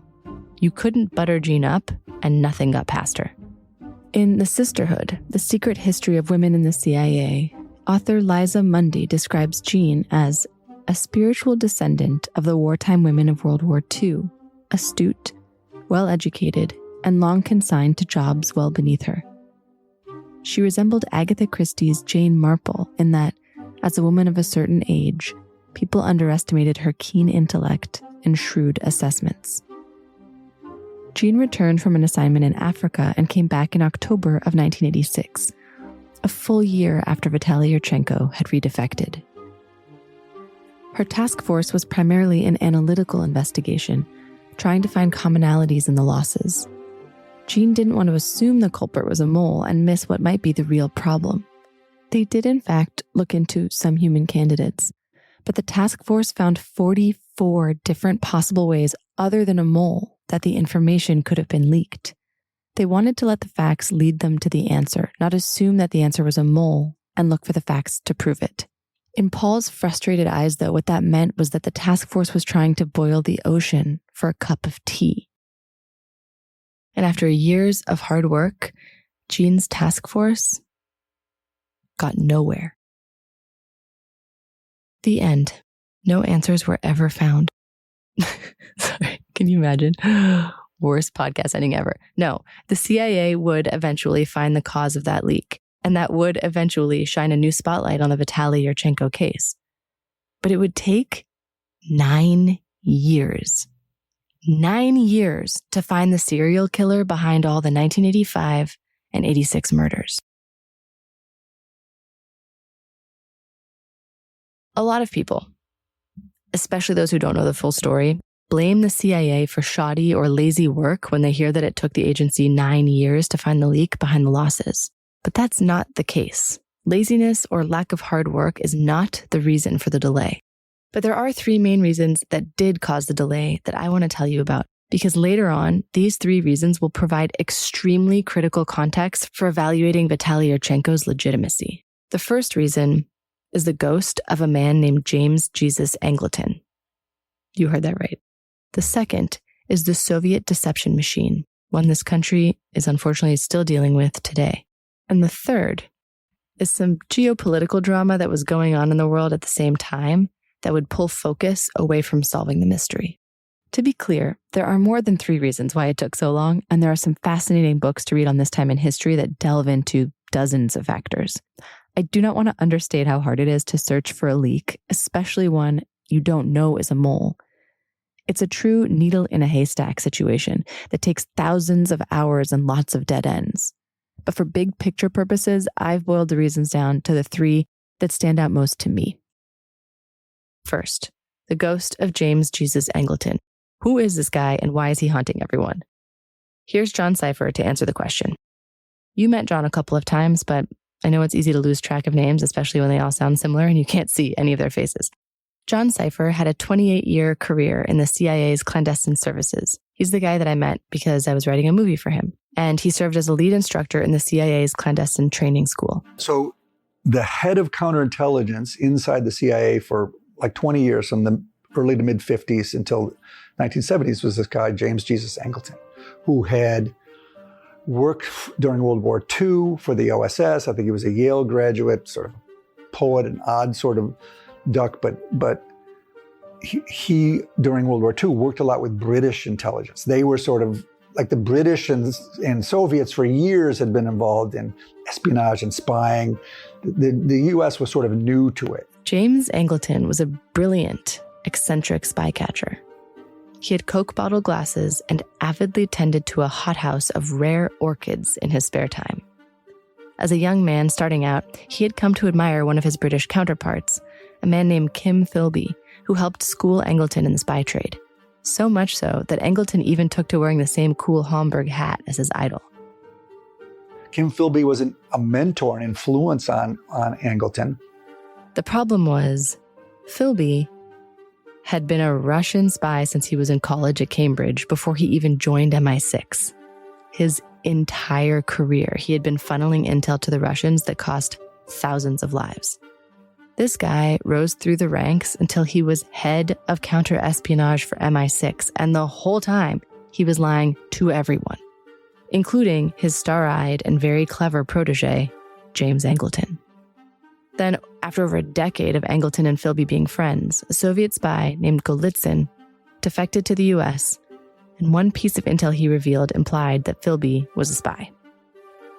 The rumors had already been swirling for a while in the UK, but when Golitsyn helped tip off Angleton to some investigation that proved it to be true, it shattered Angleton.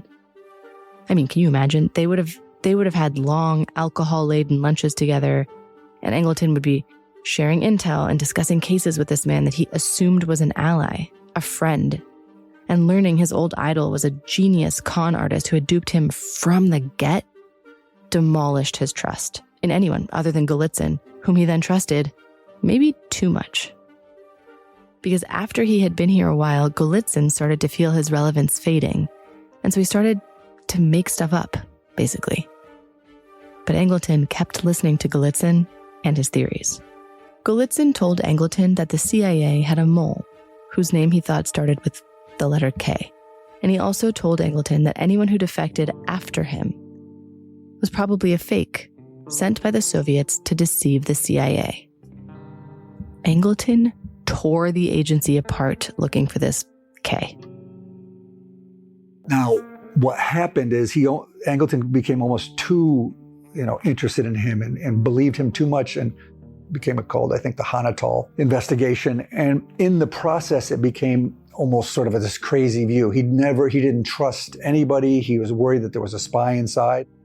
There was, lots of officers were thought to be potentially guilty, were investigated, careers were ruined. It became sort of paranoia took over the agency. And so many of even potential Russian sources that came to the CIA, Angleton was the view, this must be part of a larger deception campaign to try to, discredit Golitsyn. And sort of paranoia took over the agency in this period of time. James Angleton refused to accept or believe any walk-ins. He thought they were all double agents. Here's Stephen Engelberg again, who at the time was a young espionage reporter for the New York Times. Basically, the Soviet division of the CIA, in attempting to recruit what they call assets, had essentially been paralyzed by the chief of counterintelligence, a man named Angleton, who suspected that every single person who wandered in was, in fact, really a double agent. Angleton's paranoia became known as the Monster Plot, and those who supported his beliefs later became known as Black Hatters, so hell-bent on pursuing a vast conspiracy theory that it almost paralyzed the Soviet division. The author David Martin famously titled a book he wrote about Angleton, The Wilderness of Mirrors. It's a term used to describe this maddening thing in the world of counterintelligence where you can look at every truth like it's actually a deception in disguise until you can't tell the difference between true and false, until your compass is spinning and you're completely lost. Angleton had retired in 1975, but stuck around in various capacities for a few years after that, meaning that the leadership of the CIA in 1985, anyone who had been at the agency for more than a decade, really, had survived the trauma of Angleton's reign. John Cipher began working at the CIA in that exact year, in 1985, just a few years after Angleton had left for good.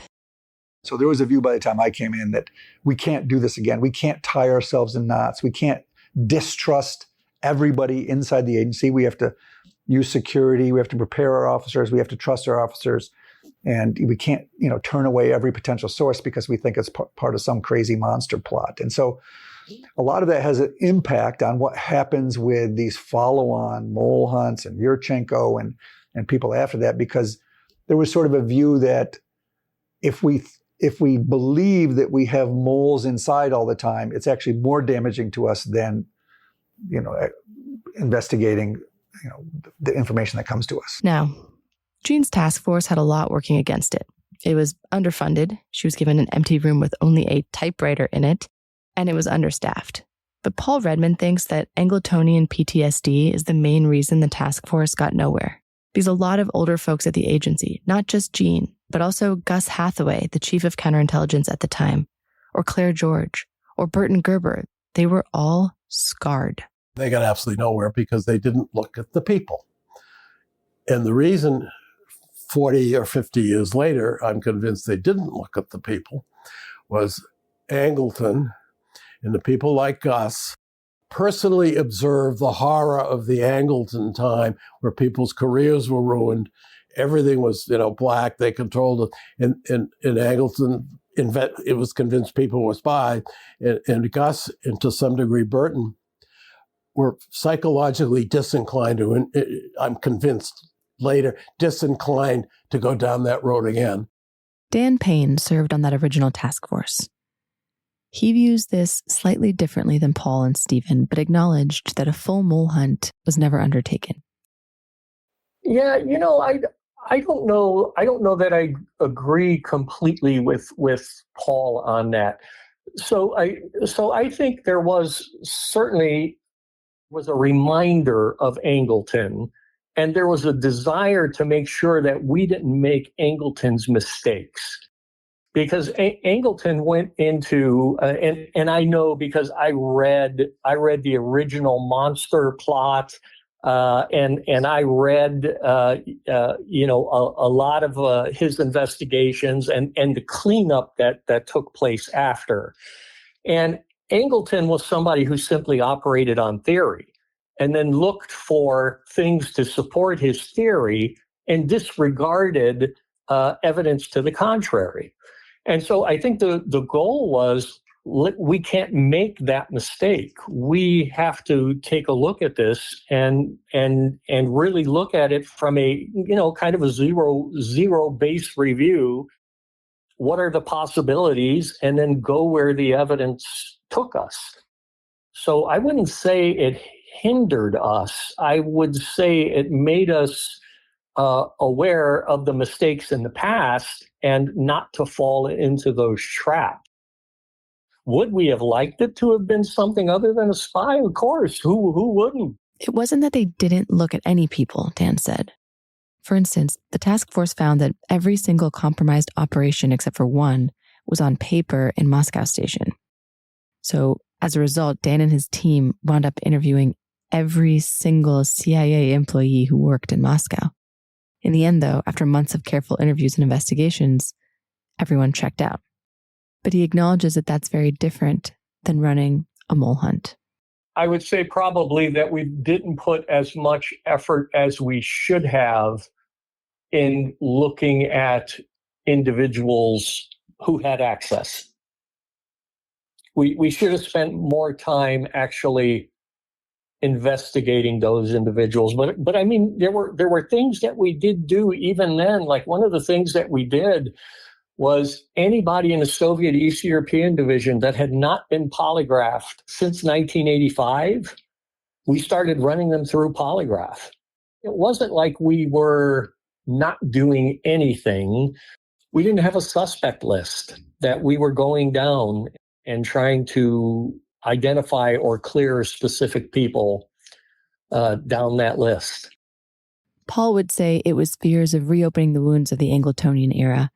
Dan might say it was an attempt to learn from Angleton's mistakes, but the bottom line was that the task force's methods were impacted by Angleton's legacy. And the thing is, the Soviets knew all about Angleton, and they might have been using his legacy to their advantage. Given that Stephen Engelberg was young and new to this beat, he had been reading up on the agency at the time. And by the way, I mean, they were reading all the same stuff I was reading, so they knew that James Jesus Angleton had thrown the Soviet division into disarray by believing everyone was a scent agent, and that by the mid-1980s, We're now well past the Angleton period. And so therefore, anybody in the CIA who says of a walk-in like this, well, it's probably a Santa agent, is going to immediately be told, oh, get that Angleton crap out of here. We're done with that. This is this is bullshit. We're not doing that. Those days are over.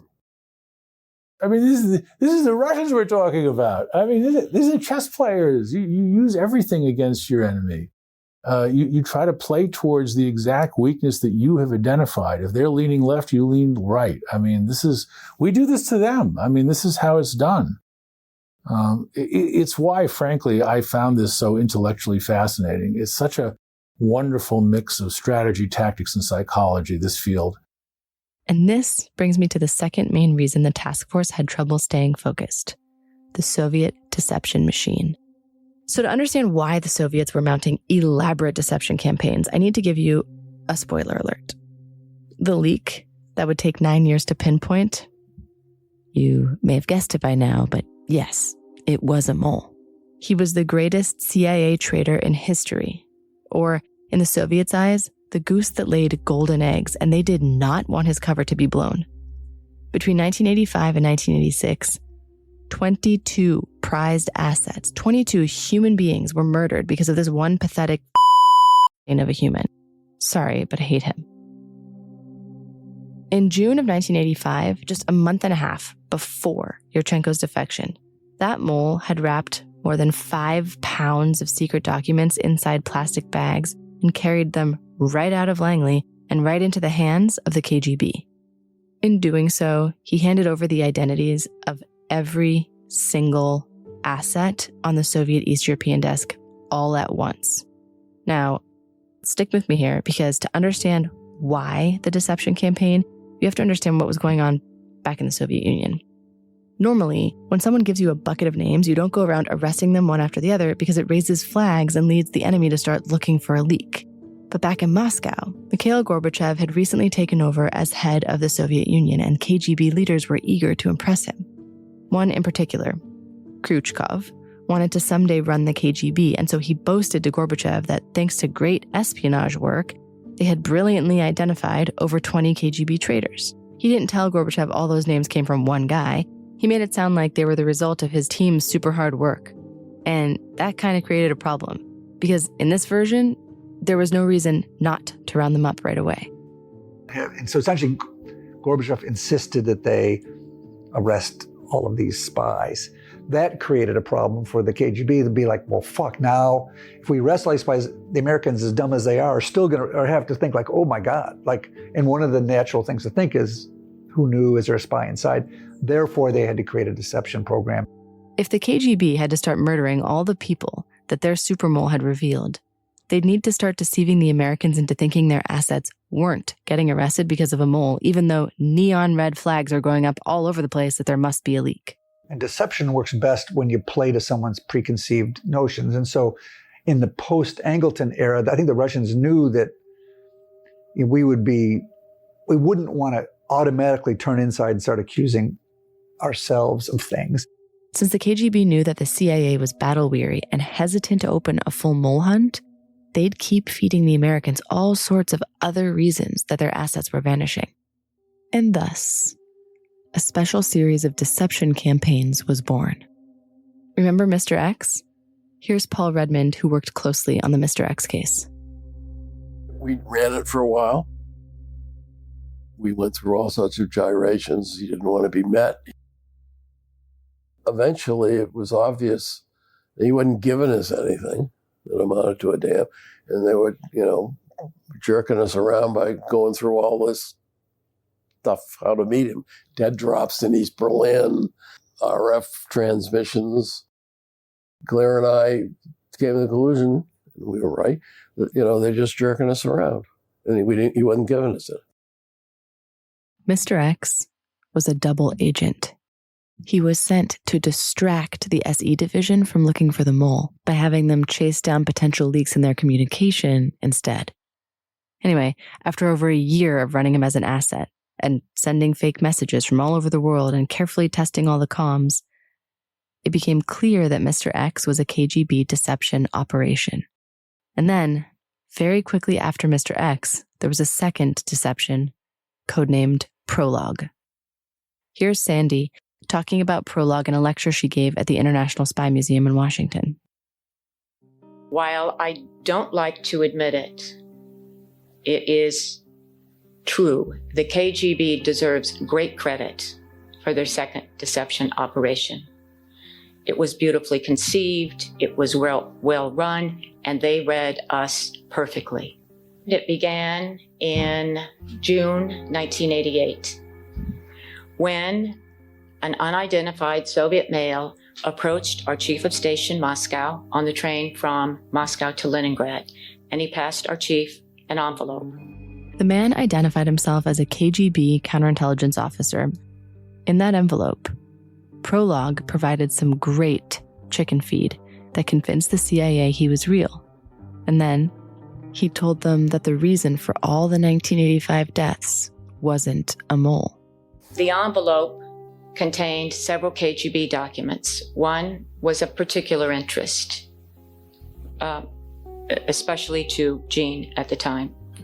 In this document was a KGB assessment of our Moscow station activities during the relevant period, 1984 through 1986. The KGB analysis was that the reason for their successes and our failures during this period was due to one thing.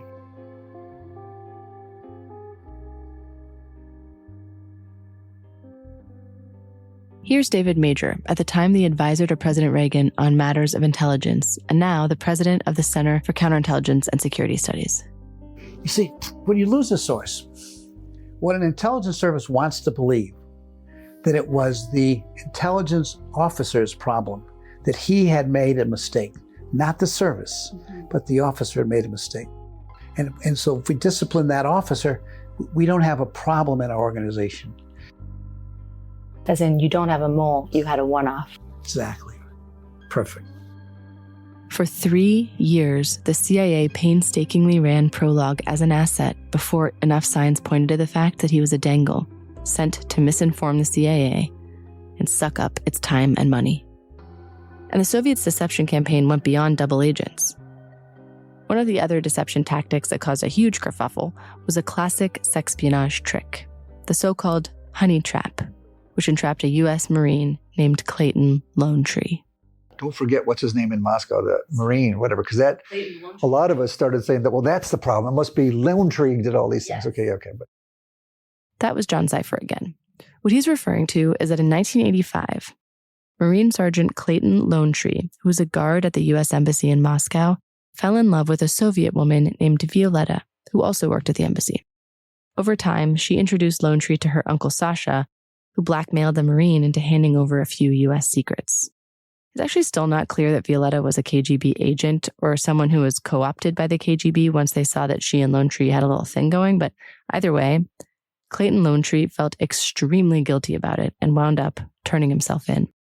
Dan Payne was working on the task force at that time. The thought was, if he was indeed letting them in, then there's the answer to the problem. He claimed he hadn't, but what if Lone Tree had let Uncle Sasha into the Moscow embassy, where the man could have gotten access to all kinds of information? Paul Redmond ordered the review of every single piece of paper in that embassy. Lone Tree comes along, and Grimes has never forgiven me. This is before, when I was still in SC Division. I made her and Diana Worthen. I made them run an entire inventory of everything that had been in Moscow Station during the time Lone Tree was working for the K and might have let them in. It would take Sandy and Diana until early 1988, 2 years to finish that mind-numbing inventory. And the result was years of wasted time and wasted energy not spent hunting for a mole. Here's David Major again. In fact, one of the things to understand about the Russians is that they have a term for all this. We call it denial and deception. They call it operational games. That's the name? That's the name. That's their official name, operational games. Oh my God. The Russian term for denial and deception. They don't have denial and deception per se. Everything is in operational games. That they're very good at, too. They're very, very good at. Here's Oleg Kalugin, the former KGB general you heard from a few episodes back, who hates Putin and lives in the U.S. He's in his 90s now.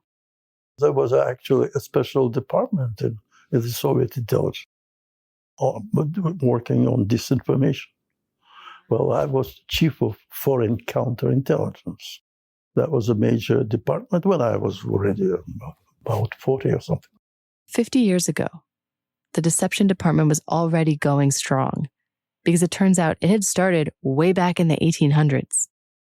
So even from the early days, even before the Bolsheviks took over in 1917, there was actually an institute of Maskarovka inside Russia whose job was to create false narratives, to create subversion, these type of things. Maskarovka is what does it mean?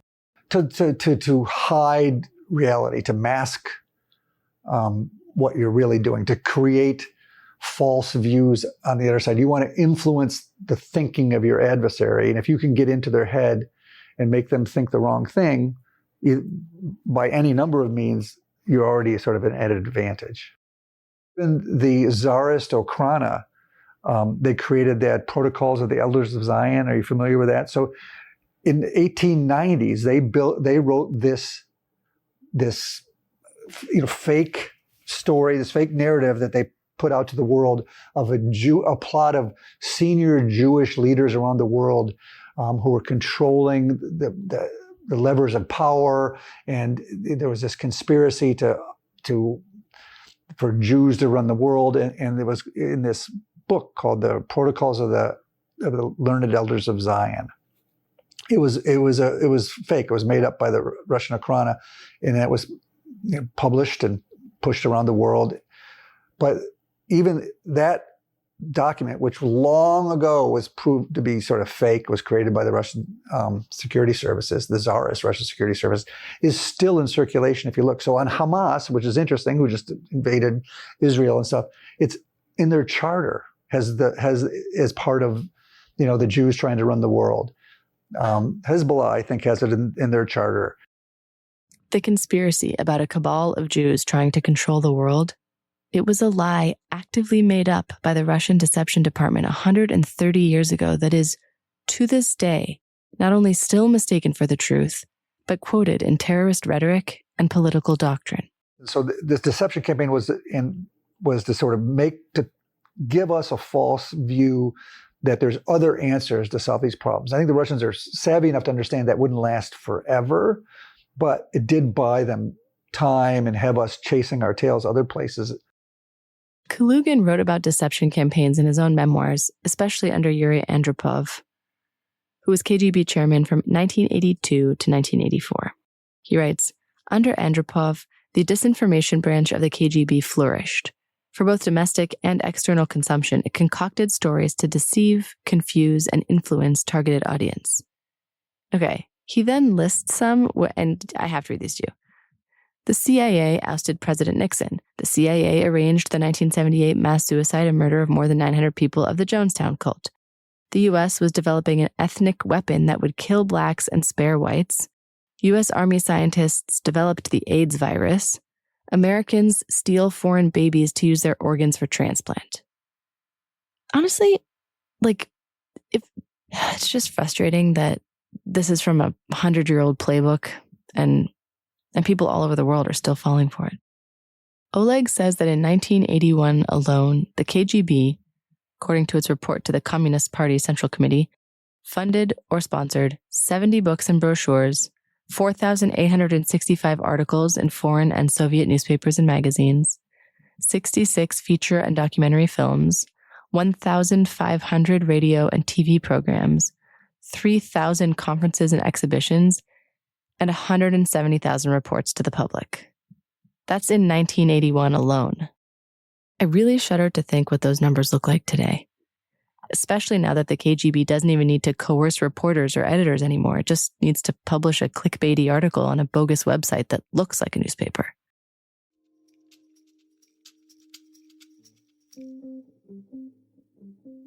It's not that the CIA was oblivious to these deception tactics. They did eventually rule out both Mr. X and Prologue, as well as a lone tree honey trap theory.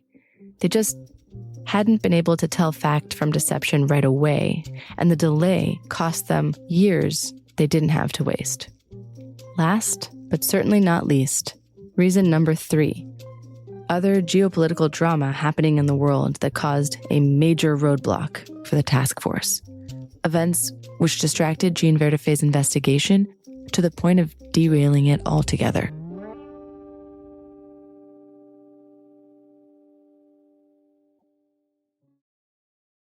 There were a couple other major things going on in the world at this time that pulled serious focus and even funding away from Jean's investigation. There was, for instance, the Iran-Contra affair, which broke open the same day that Jean started the task force in October of '86. David Major worked at the National Security Council, which was where a lot of the people who had masterminded the whole scandal had been working. He hadn't been part of the scandal, and he had a lot to say about Oliver North, who had helped mastermind it. But he describes the impact Iran-Contra had on all aspects of government, including espionage. So all of that is kind of getting in the way of, would we say that that is also diverting attention from what may or may not need to be a mole hunt? Oh, God, yes. Oh, God, yes. It diverted the CIA. It diverted us. Everybody, the senior leadership in the government, everybody, we got sucked into that thing. It diverted us away from national security issues, about dealing with the Russians or dealing with China. It really was very painful. It grips the White House. It neutralizes our president. It was just a terrible, terrible time. It did not help when, in the middle of the Iran-Contra scandal, literally the day he was supposed to testify about it in Congress, Bill Casey, the director of the CIA, unexpectedly died of an undiagnosed brain tumor. And then... Good evening, live from the Berlin Wall on the most historic night in this wall's history. Astonishing news from East Germany, where the East German authorities have said, in essence, that the Berlin Wall doesn't mean anything anymore. In 1989, the Berlin Wall broke down. By then, the SE division had lost almost all their older Soviet assets, but the back room was keeping all the new intel sealed up tight. We created another problem for ourselves. Some senior officers, not all, but some, had come to believe that whatever existed in 1985 and 1986 no longer existed, right? Sources are coming down the pipe. And as far as they were concerned, this 85-86 disaster was only of historical interest. How wrong they were. 2 years after the wall fell in 1991, the Soviet Union officially collapsed. And as a result, Congress started to slash budgets for espionage. Here's David Major, who by then had left the White House and was in charge of the budget unit at the FBI.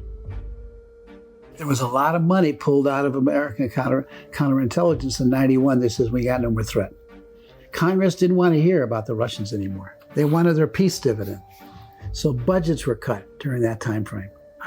I lived through that. I saw that. I ran the budget unit during that time. They always wanted to cut it.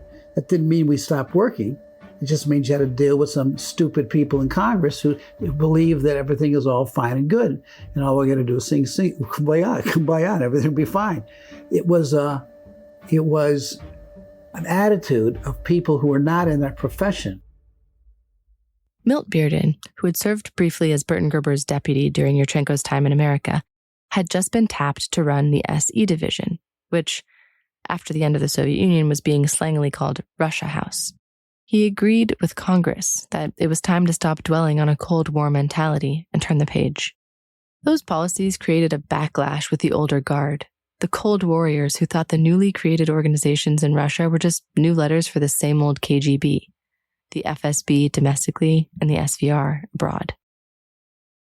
There was a bit of a division within the SE division about how big the Soviet threat was at that point.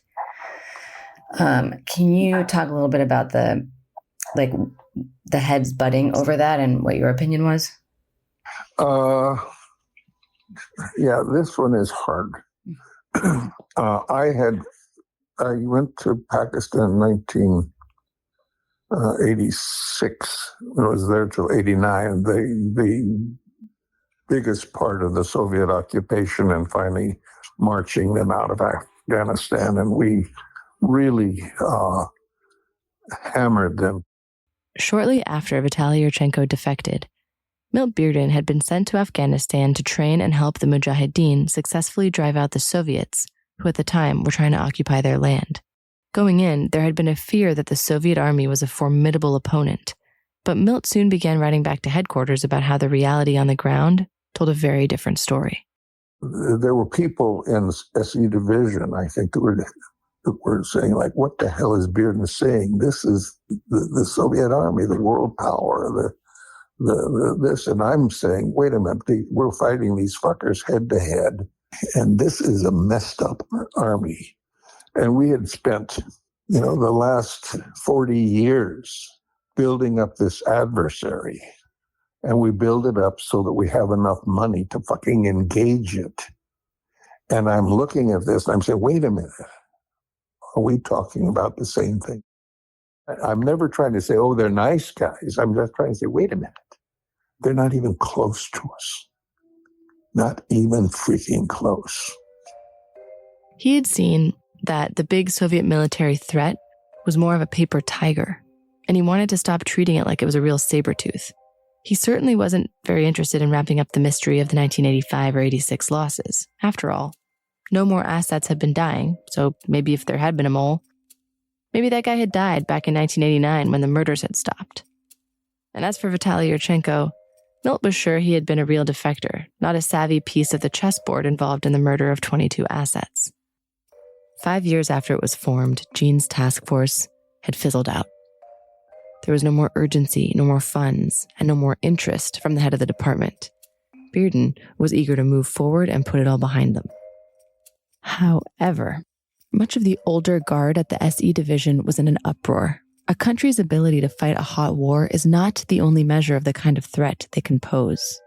And one of that older guard, and I'll bet you can guess who, was louder in his criticism of Bearden than the rest. Paul Redmond, our fluent in profanity Boston Irishman, not only disagreed that the Cold War was a thing of the past, he challenged Bearden to a public debate. He had flyers made. He invited people to come watch the Russia is still a threat versus Russia is no more a threat than France now debate. Brie and vodka, he said, would be served. Bearden was not amused. He reflected on his annoyance with Paul in his own book, The Main Enemy. He wrote, I decided by now that Redmond was blinded by the minutiae of espionage and had no interest in the big picture. He didn't seem to want to acknowledge that the Berlin Wall had fallen for good and that the Soviet Union was on the verge of collapse. During one heated discussion with Paul, I flared. Jesus, Redmond, you're becoming precisely like the people I came here to fight, I said, thinking of the paranoia of the KGB and of James Jesus Angleton. You are becoming like our enemy. Redmond was still consumed by the 1985 losses. I decided I had to move him out of the division. And he did. Milt moved Paul out of Russia House, out of headquarters entirely. It seemed that if there was a mole, that person might get away with what they'd done forever. And that the mystery of whether or not Vitaly Yurchenko had played a part in keeping that mole safe would never be solved either. Except, in his attempt to get Paul Redmond out of his hair and to move on already from the 85 losses, Bearden had actually put Redmond in a position to finally take charge and do things his own way. This time, the hunt would actually succeed. And the leak? It was a mole, a person, someone everyone in the SE division knew well. And someone you guys actually know pretty well by now, too.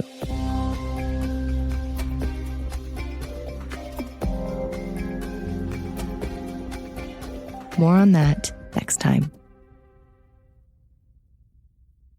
The Redefector is a production of Waveland. I'm Julie Cohn, and I wrote and created the series. Jason Hoke is the executive producer, and he also produced and edited the series. Shane Freeman is our sound engineer. Additional production assistance provided by Leo Culp. Music by Robert Ellis. If you love the series, please make sure to leave a review and to tell a friend. Follow Waveland on Instagram at @WavelandMedia for more information on this series and more. Thanks for listening.